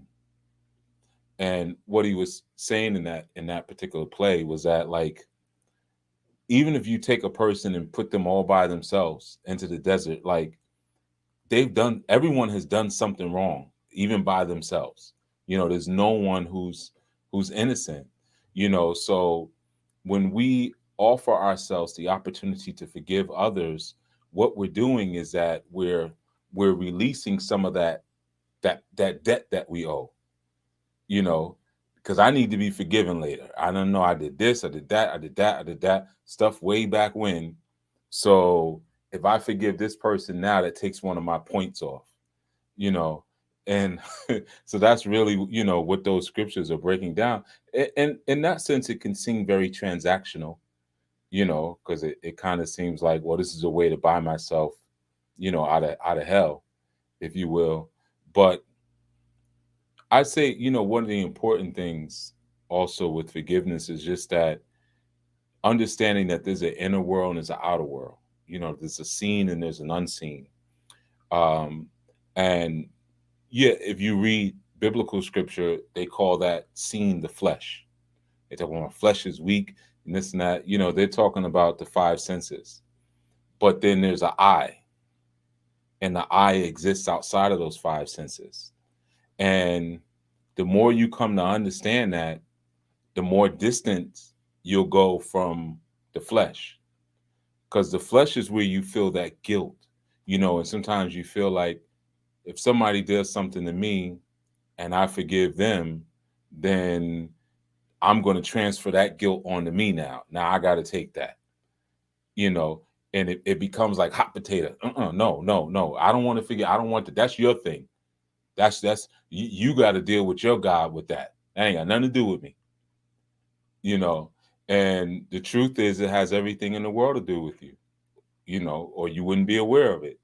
Because the further you get away from yourself, from the body, and the more you go into the I, the more you realize we're all connected. We are all one. So not forgiving you is not forgiving me. Because we all is one big organism moving through this thing. But when you are so stuck in your body and your feeling, and sometimes things feel so intense inside of the body, you can't even see how you would forgive. How could I possibly forgive this? Every time I think about it, I just get sick. I lose my appetite. I start shaking. So you can never imagine being so distanced from your senses that you would have the clear enough vision to say, man, I'm looking at a movie. This is the Akuya movie. This is the Naya movie. This is the Ahava movie. This is a movie on a screen that I'm sitting here watching, and it's good. It's good now. And the movie's so good that I actually think I am really in it. I'm yelling at the screen, throwing popcorn at this screen, kicking the chair in front of me. It'd be juicy. It'd be a juicy movie. It's juicy. Don't go in there. Don't go in. Oh man, he went in there. Oh, you watching your life, and the more you tap into your higher self and your true self, you realize this is just something to watch, not to sink down inside of and I feel so guilty, I feel so much pain, because you're thinking that it's I that this is happening to. And what happens is that, in any instance when someone feels like they're attacked or they are attacked, our first reaction is always to defend. However we defend, whether it's this or whatever you do, but your first reaction when you defend yourself, is always going to be a recoiling of some sort. No matter how you defend, whether you do this, but you're always going to pull in. That's just instinct. Your first instinct is to recoil in. And what happens is that when you recoil in and you hold on, the only things that you ever need to forgive someone for are matters of the heart. That's it. There's nothing else. That things in business, even when things in business happen that are wrong, you'll say, it's the principle of it. You'll say something like that. Like, I understand what you did. I know it's business, but I didn't like what you did. It's the principle. You can say that. But you'll never say that in a situation where your heart is pierced. You'll never say, hey, I know how it is. That's just how it is. No, you don't say that. Because what happens is that when you're attacked like that, things that you need to forgive, they put a hole inside of your heart. And the body has a natural process of healing itself. It will heal itself. But when you don't forgive, you keep the hole open. You pulling it apart. You won't let it close back up. You see? So what happens is that when you forgive, the reason it's good for you is because once you forgive, your heart can heal back again. That hole can heal again. And what happens is that your outer heart, your outer energy, it opens up because you're no longer like this. See, as long as you like this with a hole in your heart, you've blocked grace. You have no grace in your life. You see? That's why I used to always comment on, back in the days when I was much younger, being in the streets and seeing like these single mothers. These sisters have 3, 4, 5 babies, and I'm looking at them. They got these little receptionist jobs, and I look at them and say that she ain't making no more than $275 a week, maybe $250, $275. If she doing good, $300, but she still got to get on the train. She got to pay for babysitting and all of that stuff like that. Her man is nowhere to be found. and she's not on the system, how is she paying for these children? And I noticed, and I've always taught this, when you have a sincere desire to love your children, the universe will always make a way. Every time. You won't even know. You'll be like, man, I only make $200 a month, and my rent is $1,000 a month, or $200 a week. My rent's $1,000. I don't even know how I'm doing it. I have no idea. It's just happening. Because that's a person who's walking with a forgiving heart already. They got a forgiving heart. Because, when you have children, you got to have that, because children do things that rip the hole in your heart open all the time. And they don't stop. And you'll tell them, you really hurt me. And I'm sorry. I'll do better. They're going to do it again. You see? So your mechanisms of healing and opening them arms back up have to be quick, so you can get that grace back. So when you allow someone to rob you of your potential to heal, you're being robbed of your grace. I'm not going to stay like this and lose my grace. No, I need that. So you know what? You forgiven, because at the end of the day, we all connected anyway. We all one. So what I do good for you, I do good for me, even if you're simple-minded behind don't know it. You see?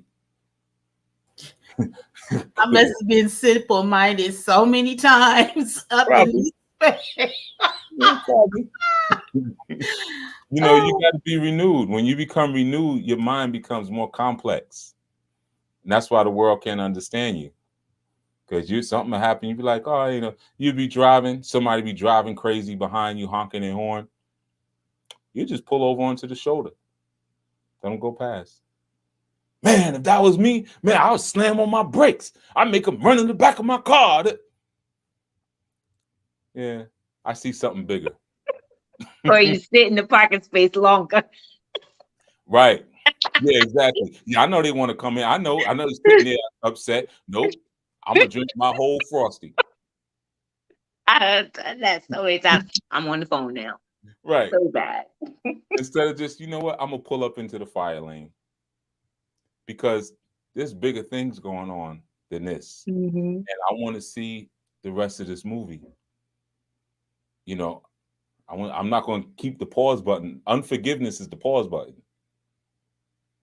You see? So yeah, I just wanted to add on. That's all. Because y'all hitting some beautiful points. Yeah, that's wonderful though, Chief, because when you put it in those words, like you're looking at a movie and it's you that's starring in it, it gives you a whole different perspective, because when I'm watching a regular TV, I'm always guessing ahead. Like, oh, I know what's going to happen. I see the plot of this movie.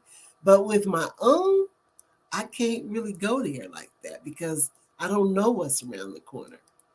So, but all I know is I don't want, and I didn't even know the significance of this, but I remember, I think I was 15 when I got my heart broke for the first time by this young man, and I remember it hurt so bad, because it just hurt really. I had never felt anything like that. And I remember saying to myself, I will not be bitter.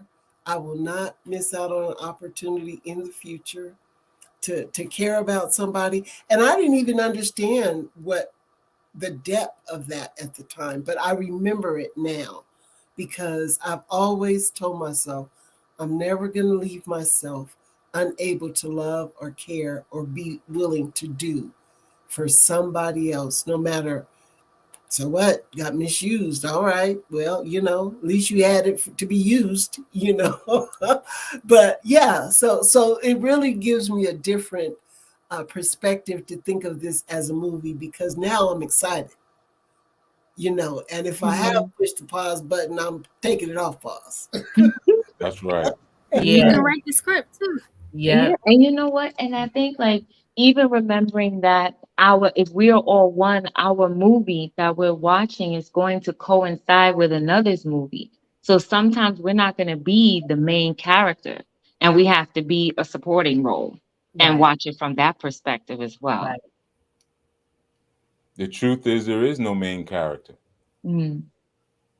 You want to know who the main character is in the movie? Who? Christ. I was Okay. gonna say Jesus. I'm Christ. gonna say Jesus. Jesus.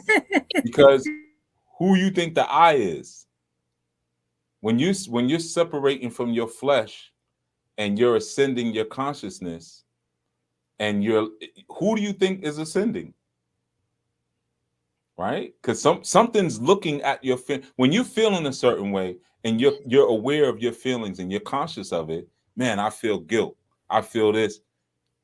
Who's I? If I'm feeling it, then who's watching it? Okay. Christ is watching it. So the higher you go up, the more you realize, man, I'm the doggone Christ. That's why I have to forgive. And it says, if you don't forgive, your Father won't forgive you. Like That's the why.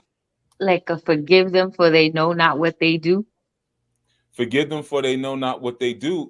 But it's the same experience. The Christ being, the Galatians said, we are crucified with Christ. Mm-hmm. Yes. It That does. was a hint. That was a hint. Christ is living through you. So you don't forgive. Christ, like, hey man, that ain't how I taught you. That's not the example I gave you. So you're now disconnecting yourself from me.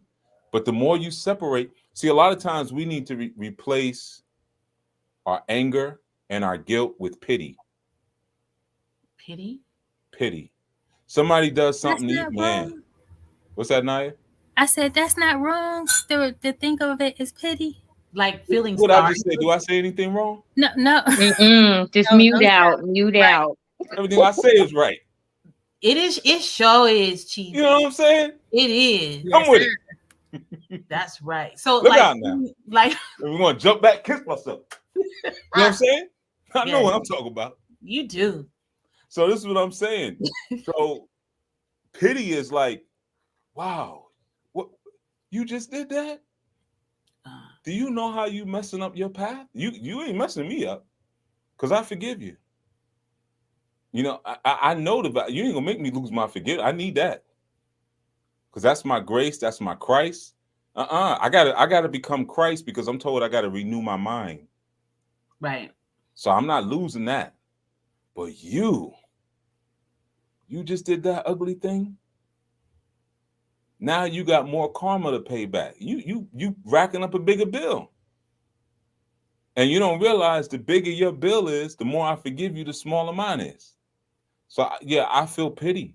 When you look at people in the world who are hateful, you know, and people who are doing things and they're manipulative, you know, and they don't know how to care and they don't know how to love and don't know how to really show authentic affection, you could look at them and judge them and, oh man, look at that person. Oh yeah, I'm not like that. Oh, man, I feel sorry for them. They got a long mountain to climb because of all of that. That's unfortunate. Even if they do it to your body, Mm. Mm. man, that's messed up what you're doing. That's sad. You know, we all have that. You know, those of us who have children, you ever seen your child do something and you like, you know, I'm not even gonna punish you. Mm. I ain't Mm-hmm. even gonna punish you. I'm just gonna let this play out. I know I've had those times. You, you know, I remember my father doing. I did something once. I don't even remember what it was. And my mother said, "When your father get home, telling him what you did." My father used to, he'd do shows. So you know, he was a musician. So he'd come in sometimes 2, 3 o'clock in the morning, which was the worst. Because if you forgot to do the dishes or something like that, that's when you got woke up. 3 o'clock, you know. And I used to have a bunk bed, and he used to just grab me by my leg, pull me down to the ground, boom. Ooh. That's how you get woken up. Hey, dude, what you supposed to do? And then you have sleep. The garbage, the dishes. I didn't vacuum. You know, I'm saying this is real talk. If my siblings was here listening, they'd be like, "Yep," because you hear that thump. You know, you know who didn't do. Like I know my older brother, I knew the thump when he get pulled out, and that was probably because maybe my father found some cigarettes or something like that, and you could hear because we had different rooms. I hear it through the wall. Oh. You know, trying to pretend like you sleep and stuff. But that's the thing, man. I remember one time I did something crazy. I don't remember what it was. I think I know what I did. I stabbed this boy with a screwdriver. Oh my Oh God. my God. Boy was messing. Hey, Where? boys will be boys. Yes, Okay, they will. he was messing with me. He kept calling me Bubble Lips, and I didn't like it. No See? forgiveness. Y'all laugh. Don't laugh. That's messed up. No See? forgiveness. You see? I forgave him. You know, so I jigged him. You know, and my pops came home. He didn't do anything, and the next day, it was probably like 3-4 o'clock. He came up to me, and he said, "You know, I heard what you did to that boy. You know, he got to get stitches and all of this." He was like, "You know, you got to watch your anger." And he said, "You know what? I'm not even going to beat you." And I'm like, "What's the catch?" You know, what's the catch, man? I'm not falling for this, man. I'm already clenched up, ready for it. He said, "Because you know, I know you sitting there all night and all day thinking about what I was going to do to you was worse than anything I could have did to you." And he was so right. I couldn't eat. I was peeing and doodling at the same time. I was all messed up. I was just water coming out of me. Oh God. I was thinking about running away, and then I remembered I ain't white. I'm like, black kids don't run away. We don't do that. I really thought about it. I was like, man, I could run away. I run to California, and I was like, man, I can't run away. And so, that's those moments where he's looking at, man, I love this boy. And, as I got older, my grandparents told me, like, oh, your father was always fighting. He was always coming home bloody and, really. I didn't know that. He acted like he was an angel. So he saw me and said, oh, I gave him that. He got my violence. So he forgave that already. And as parents, that's what we often do. When we first get our children, when they're babies, when they're infants, we look at them, we say, I forgive you. I already know what's getting ready to happen. You're going to keep me all up all night crying. You're going to write on the walls. You see, you're going to do all kind of craziness. But you're going to get into the flour in the kitchen and you're going to get into the cookies. You're going to do weird stuff that I didn't even think a child would want to do. Take your dolls and stuff and your toys and melt them, figure out how to work the stove and melt just the heads of your toys. You're going to do all kinds. You're going to come up with new things, but you know what? I forgive you. I don't know what's coming, but you somebody I'm going to forgive. You see? And in doing that, I'm going to keep grace alive, which is going to keep this whole family sustained. So.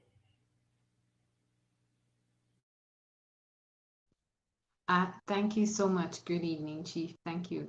I think about perception and how perception is not necessarily like the reality. And so when we do experience something from someone, how important it is not to just jump into, flipping fingers and, going, like you said, going on a highway speed chase, right? Because someone did something. What's that flicking about? What's that? That's your flicking fingers. Fingers, right. Fingers. Ah! You gotta figure out. At least you were like flipping the bird. Look at you. Flipping the bird. Shameful. I didn't want to say flipping the bird, but Shameful yeah. activity. Yeah. Oh, you meant to say giving the finger?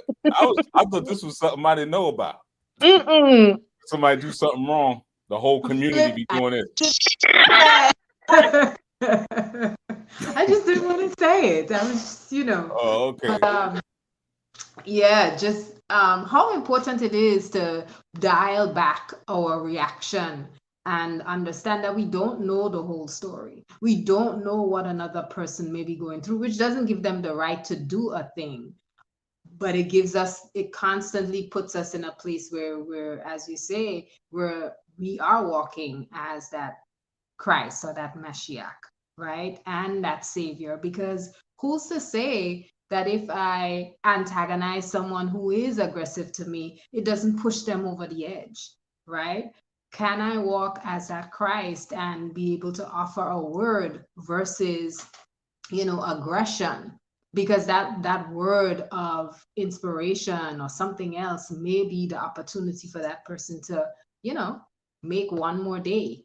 And it may be an opportunity for me to even earn more grace, right? That forgiveness for whatever it is that they've done, and just moving in kindness. I really think that's important, and it pushes us to pause in the moment too, to be very much reflective in the moment and not act too quickly or speak too quickly without filtering our words or filtering the things that should leave our lips. So, That makes me think of something though. And, when I speak about always wanting to be forgiving, that I have people that know that that's been a goal of mine, and they take advantage of it. They play with it.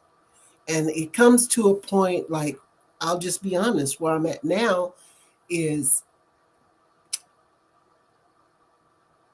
I don't want to, when we talk about that pause button, I don't want to put myself on pause because it is a matter of the heart.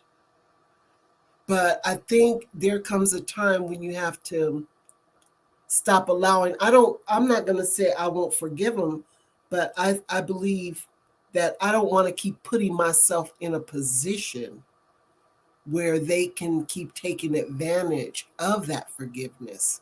So that's something I'm learning, and I'm working, to make sure I'm in alignment, as I try to, because this is new for me, as far as being in a position where I say, you know what, enough is enough. You're playing with it. I'm going to forgive you all the time.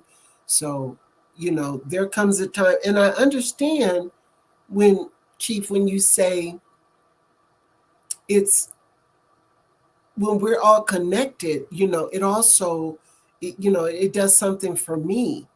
But I don't know. I'll just be honest. I don't know at this point, where to draw the line. Well, it's not where you're drawing it now. I can tell you that, because nobody's taking advantage of your forgiveness. If people were taking advantage of your forgiveness, they would stop violating your boundaries. Forgiveness is grace. How do I take advantage of your love?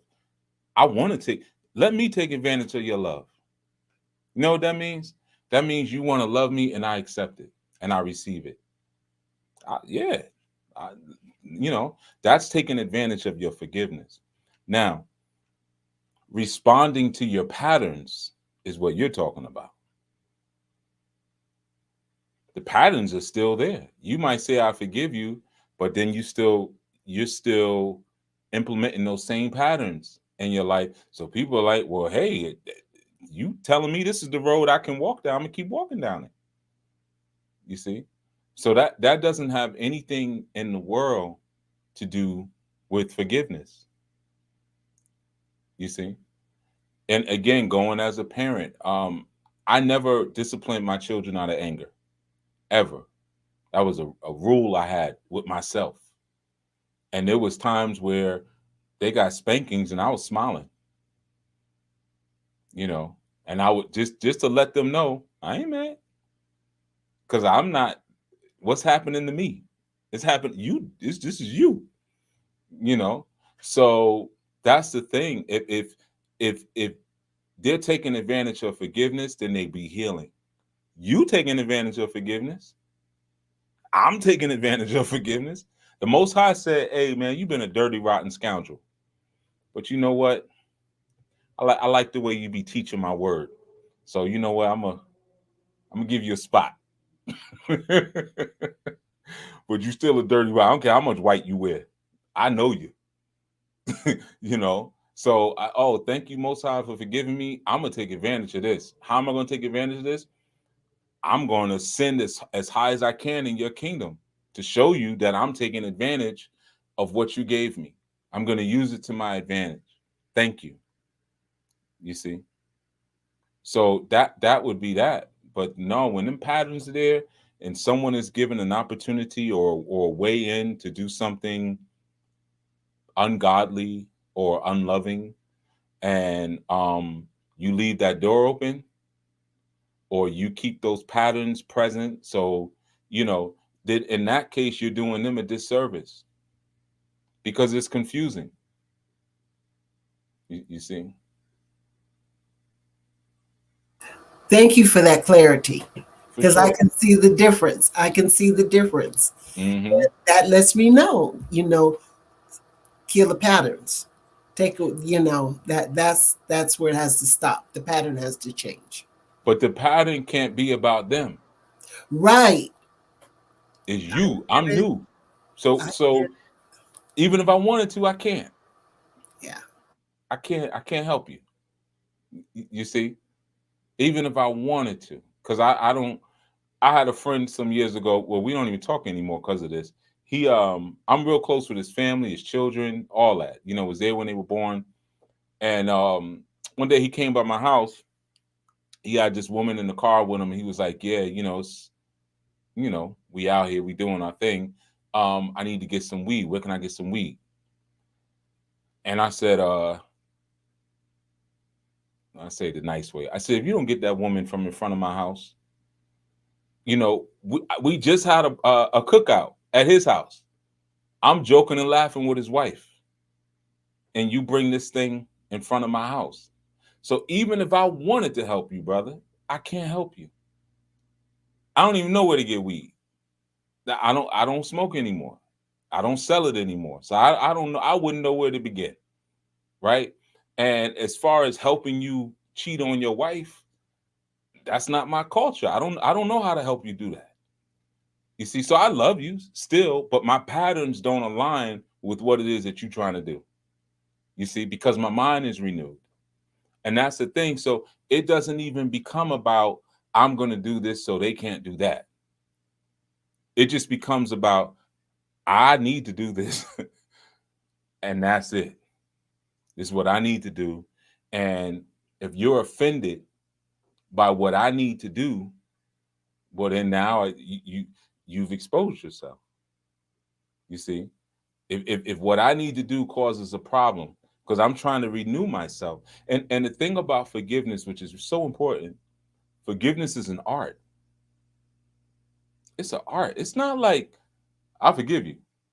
It's not that easy. It's a very subtle and discerning art. Forgiveness is. So because how do you love? How do I give you love before I know you even need it? There's an art to that. It's not black and white at all. And if you know more than 5 people, you have to learn 5 different ways to forgive.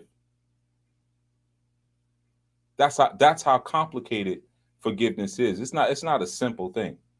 You see, so sometimes the guilt even we put on us because I'm trying to forgive, but I can't. You just don't know how to right now. So you got to learn how to do it. You see, and that's why it always starts with yourself, because you can work with you. I can work with me, and once I kind of figure me out, then I can learn how to give what I gave myself to other people more easily, and just tweak it however it needs to be tweaked.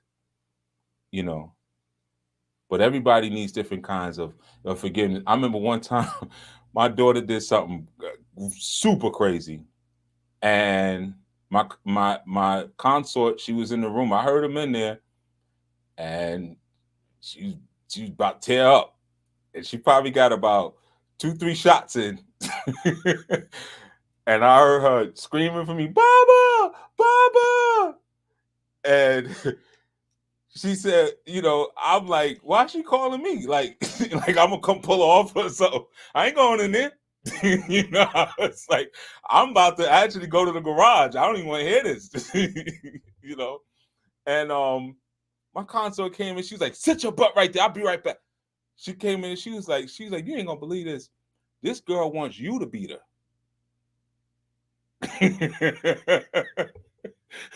She don't want me, she so scared. She want you to beat her, and I was almost a little offended.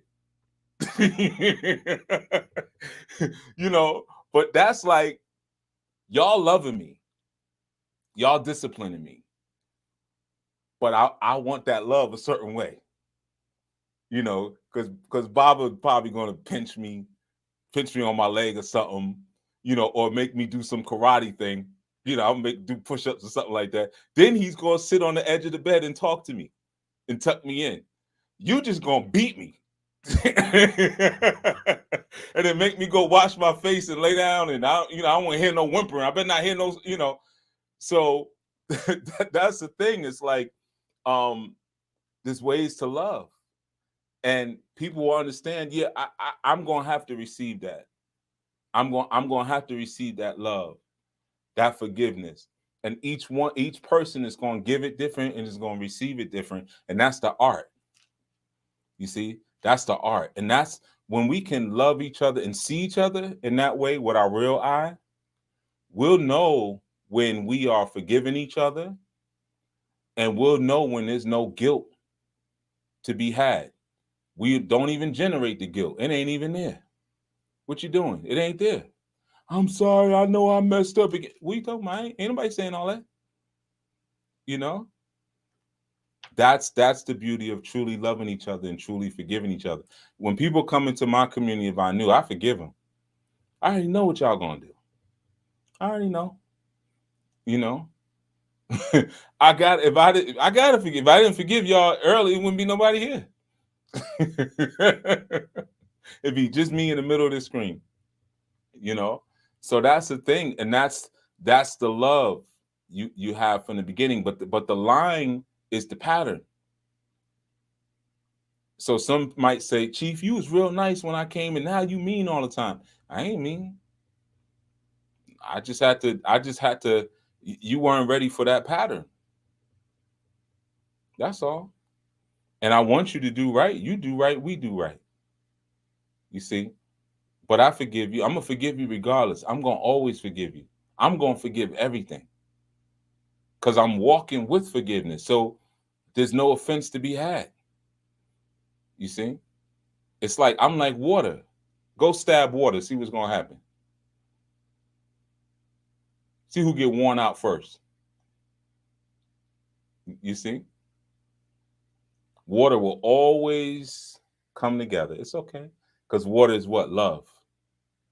It's always going to bind together. So if you walk and you move like water all the time, stuff is okay. Yeah, you did that. I done healed from it already. It's okay. But how's your arm? Because you was stabbing out there for them mosquitoes was biting you, everything. You all right? You all right? You see? So that's your line. Your line you draw is renewing of your mind. Always. And renew your mind so much that people will think that you're changing up on them because of something they did. And that's okay. That's just their ego talking. They won't know, hey, I change every day. That's how deeply entrenched I am in this connection with these people in the stars. Every day they teaching me something new. And every day I'm coming home different. And it ain't got nothing to do with you, to be honest. This is between me and my parents. You see? Mm-hmm.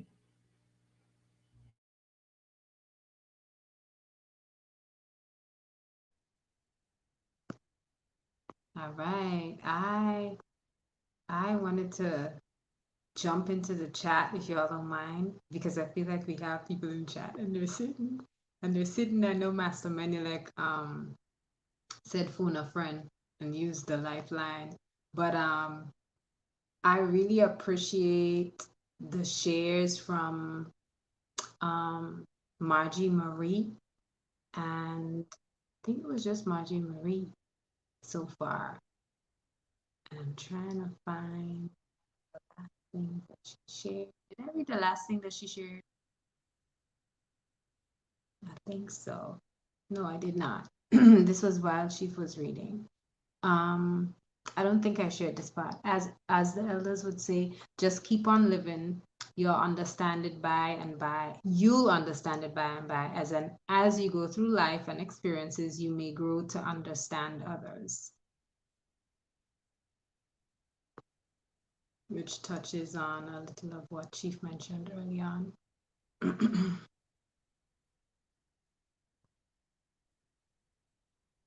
And I think that's it.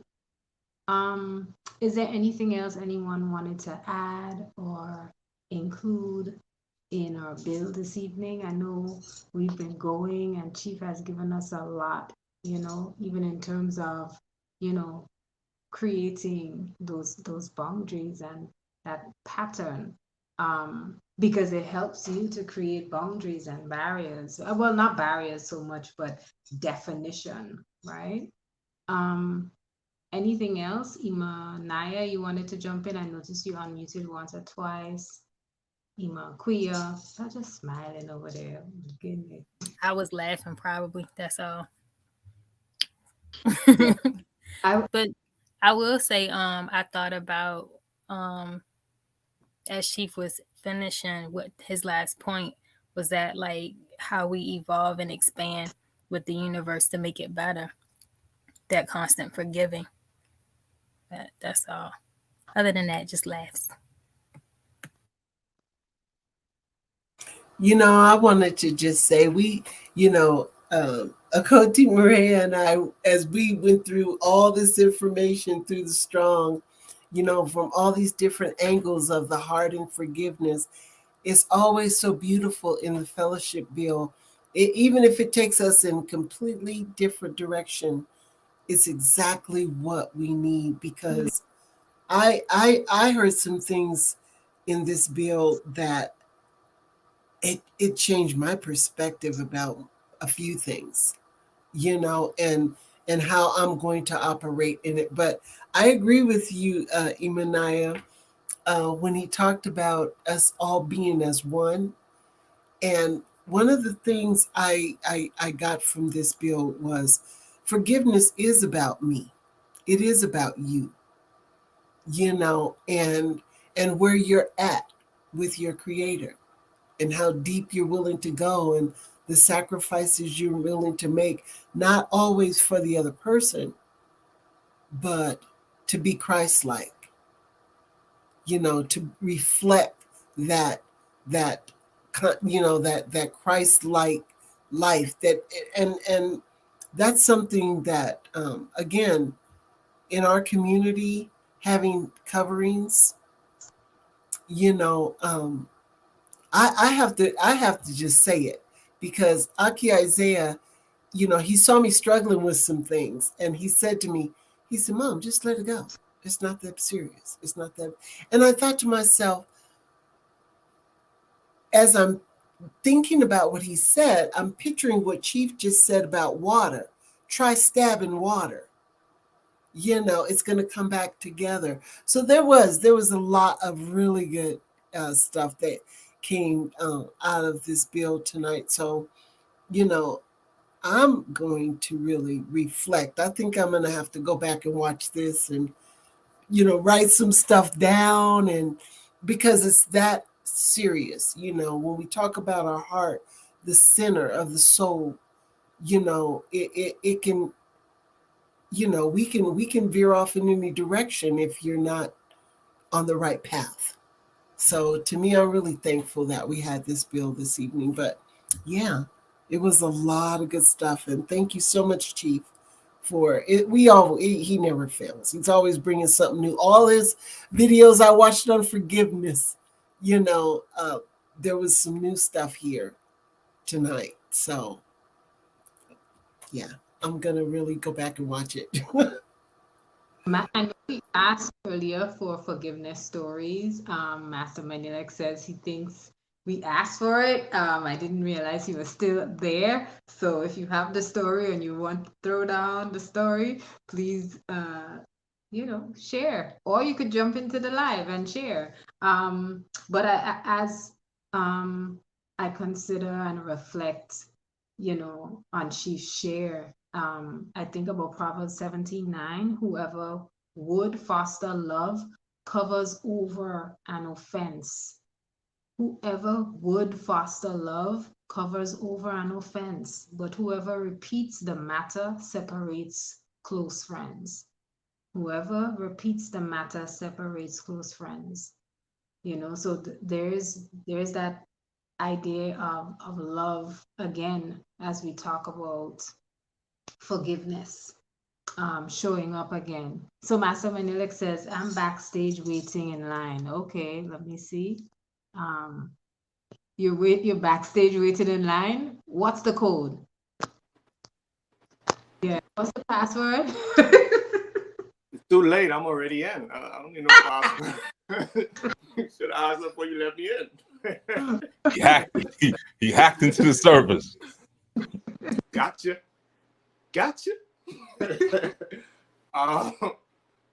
I could have swore you asked about something about forgiveness, like a story or something like that, But I'm telling anyway, since I'm already here. There was something that I did. This was when I was much younger. This was when we were still living in Nassau. I think I'd used something that I wasn't supposed to use to clean up the trash. I think it was one of my mother's quote unquote good cloths, and I was responsible for cleaning out the trash after everybody was scarfing down on crawfish and everything. So everything was in there. So I was like, I ain't using my hands to clean that. So I used one of her quote unquote good cloths, which I was advised not to do. So my brother told me not to do it, and I did it anyway. So she came home, and sure enough, the first thing is, who the hell used my good cloth? And my brother was waiting for that.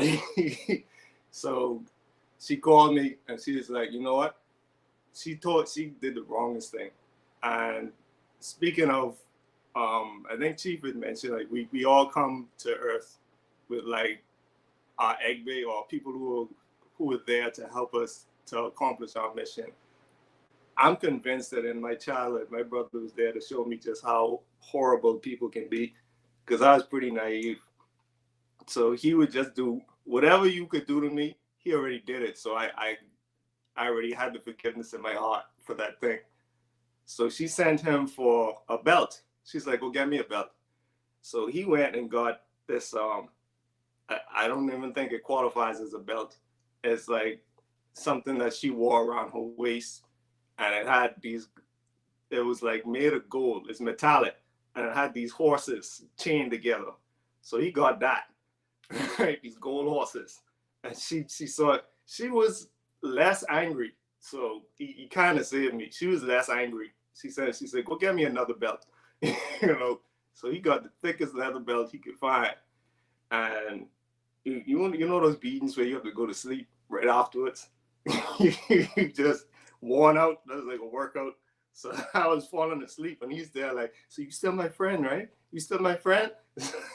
Like, in terms of the forgiveness piece, like, I don't know, it's already normal to me to forgive people for doing messed up stuff, but also knowing like how to get back at people in a subtle way. But it's just understanding that people are messed up. Like, some people can do some horrible things, and you have to realize that you can't take it so personally that it stops you from being what you are. Because I'm not good with holding grudges. I'm too forgetful, first of all. So if I don't see you for long enough, and then I see you, is like, I don't have the energy to dredge that back up. I remember what I'm mad at you for, but I don't. It's all right. Don't worry about it. You know what I mean? But just in terms of the stabbing water piece and giving that heart time to close, what Chief was speaking about earlier, that brought that story back to mind. I'll never forget it. but at the same time, I can only tell that story with a smile. I've never told that story angry, or hurt or bitter. It was always like he was something else. You know what I mean? And he would laugh at it too, like, yeah, that was messed up, and we could always laugh about it. But being able to laugh about it too is that part of that atonement. Like, we still won at the end of the day. We still cool. We still check up on each other. But that was messed up. It was another time we was playing Mortal Kombat, I think. And I used to always beat him with video games. But he could just be like, oh, hold on, let me see something. Don't block. And then he got my life down to like, my health bar down to like a fraction. And then he's like, all right, cool. And then we'd fight. And then he'd be like, okay, cool, I win. And it's like, what do you mean you win? It's like, okay, don't let your guard down. All right, gotcha. I would just take it as a lesson. Don't let your guard down. Gotcha. All right, if someone tells you don't use something because it's important to someone else, believe them. Gotcha. It's just a bunch of stories that gave me lessons, as opposed to me just being bitter and flying off the handle. Because I do talk to people sometimes where just remembering what happened, and Chief had brought this up a few times before. Recently, I think on one of the lives that you sisters did, just thinking about what happened or thinking about a situation, it almost like transported the person back there, and they're ready to fight you now. Like you did something wrong. So it's so many aspects to it. Like Chief said, it's such a nuanced art form. So I just wanted to drop that in as well. Peace. I have something. I remember when my sister found me. She found me. It was weird how that happened. I don't want to. It's not a horrible story, but it was just weird how I was found. Because, well, someone sent me a message and said they were looking for their long lost sister, and I was like, well, I don't know why you messaging me because I'm the only child. So so I responded to the message and we spoke back and forth. And, I was like, well, the person who I know my father would be Randy Ross. Or anyway, a picture was sent it to my mom. It was confirmed. Yes, that is your father. And so I was like, okay, all right, and what was going on in my mind was, well, are you going to be like, things that were going on in my mind were, you have every right to be upset that he wasn't present, and just all of these things. Like, what are you going to ask him? What are you going to say? Are you going to be mad? Are you going to be upset? And honestly, when I finally spoke to him, just before I spoke to him, I just had to, I don't even know what was there to forgive, really, because I had never experienced him, except that he just wasn't present. And I find that a lot of people whose fathers were not present, when they meet them, they're extremely angry with them. But I just immediately decided, like, this is the opportunity for you to get to know your father. And it made me think about what Chief was talking about, like putting that remote on pause and not seeing the movie play out, and that was an opportunity for me. Like, well, it is what it is. He wasn't there, but here he is. And from there, we've cultivated a relationship. Was it rocky? Yeah, it was. But I love my Bobby. He is cool, breezy, and we have a great relationship now.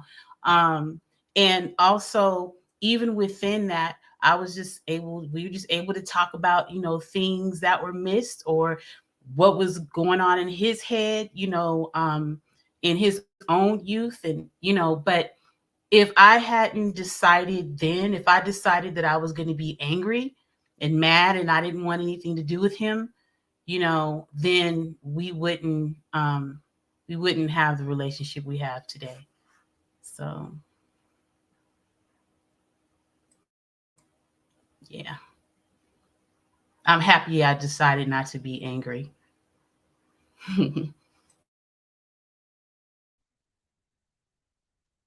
Yeah, I think we do need to think about the stories that we have.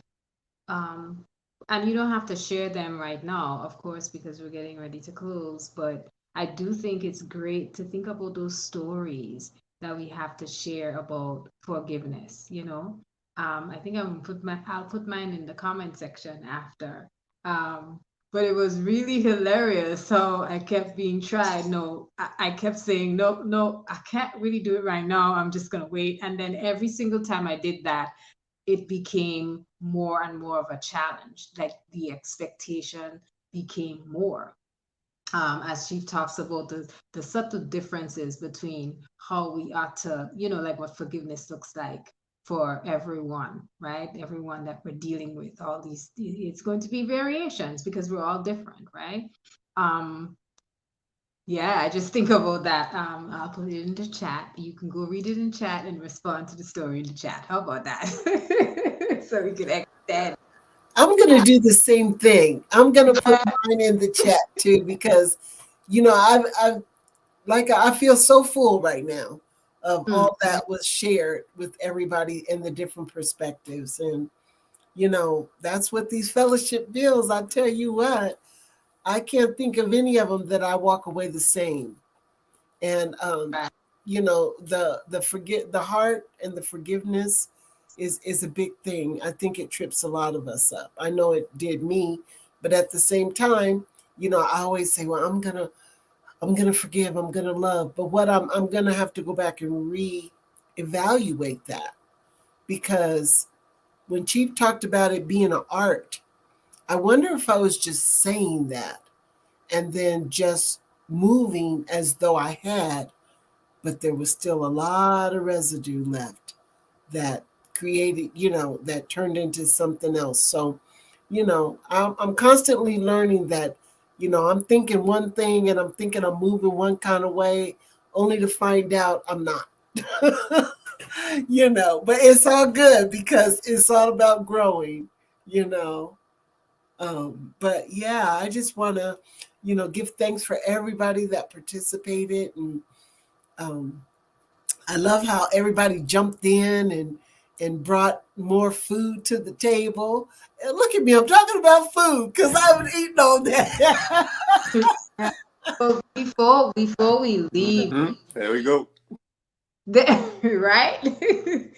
Before we leave, so I just have two quick announcements for Red Wrap. Red Wrap has an event coming up. It is a giveaway and workshop happening at the Raleigh Rescue Mission at the end of May. So it gives you a lot of time. It gives us a lot of time to sending donations to the Diaper Bank of North Carolina. And when you do, on your address, put attention Red Wrap. You can also order from Amazon's wish list via the Diaper Bank website on Amazon in order to send in donations to support this event. Remember, Red Wrap is a part of the service ministry that is Anu Life Global Ministries, and it will be great. It will be great to support us in that way. The retreat's coming up. And for those of you all who are, can you all see the screen? Yes, boom. Because it took a while to get on there. Our registration is really, really important right now for those of you who are new members and new uh, family and guests, all of the Anu audience, those people who are always in there, like somewhere, chatting it up and sharing your stories and building with us and listening in and tuning in. Um, register. Register for June retreat so we can set a head count. And the sooner you do that, the sooner we'll be able to, solidify accommodations based on the numbers. The numbers is the key, right? So that's one of the things that we wanted to share with y'all. With you all, once you do that, we'll be able to solidify a place, a date, and a time that we can commune in space together as a family. All right, so that's all I wanted to share. On Yom Rishon, we have Akizak he'll be hosting and leading our midday affirmative, of course, and we'll see you all again. We study on Wednesdays, so you all won't see that back end study, but we study on Wednesdays together as a family. And I know on Thursday, Aki El Karar will be bringing another segment on the nomads. I don't know if it's Badlands Part 2, but the nomads. If you missed last Thursdays, you want to go back and check it out so that you could, keep in step with the information. And Aki Master Menyelek and Abba Herut will be on next strong for the midday affirmative. Not the midday, sorry. The not Shima. What is this called again? Oh my gosh, it's late. Fellowship bill. Sorry. Wow, how long you been a member of this community? Wow. She hungry. She She can smell the hungry. food. Yes. Get her some milk.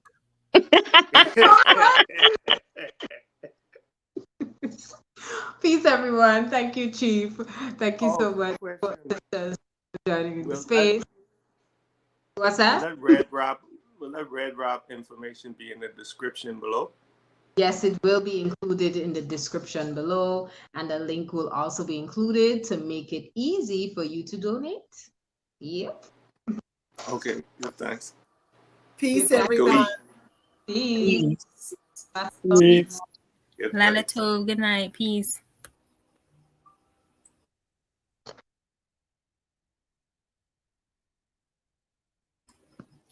Great builds.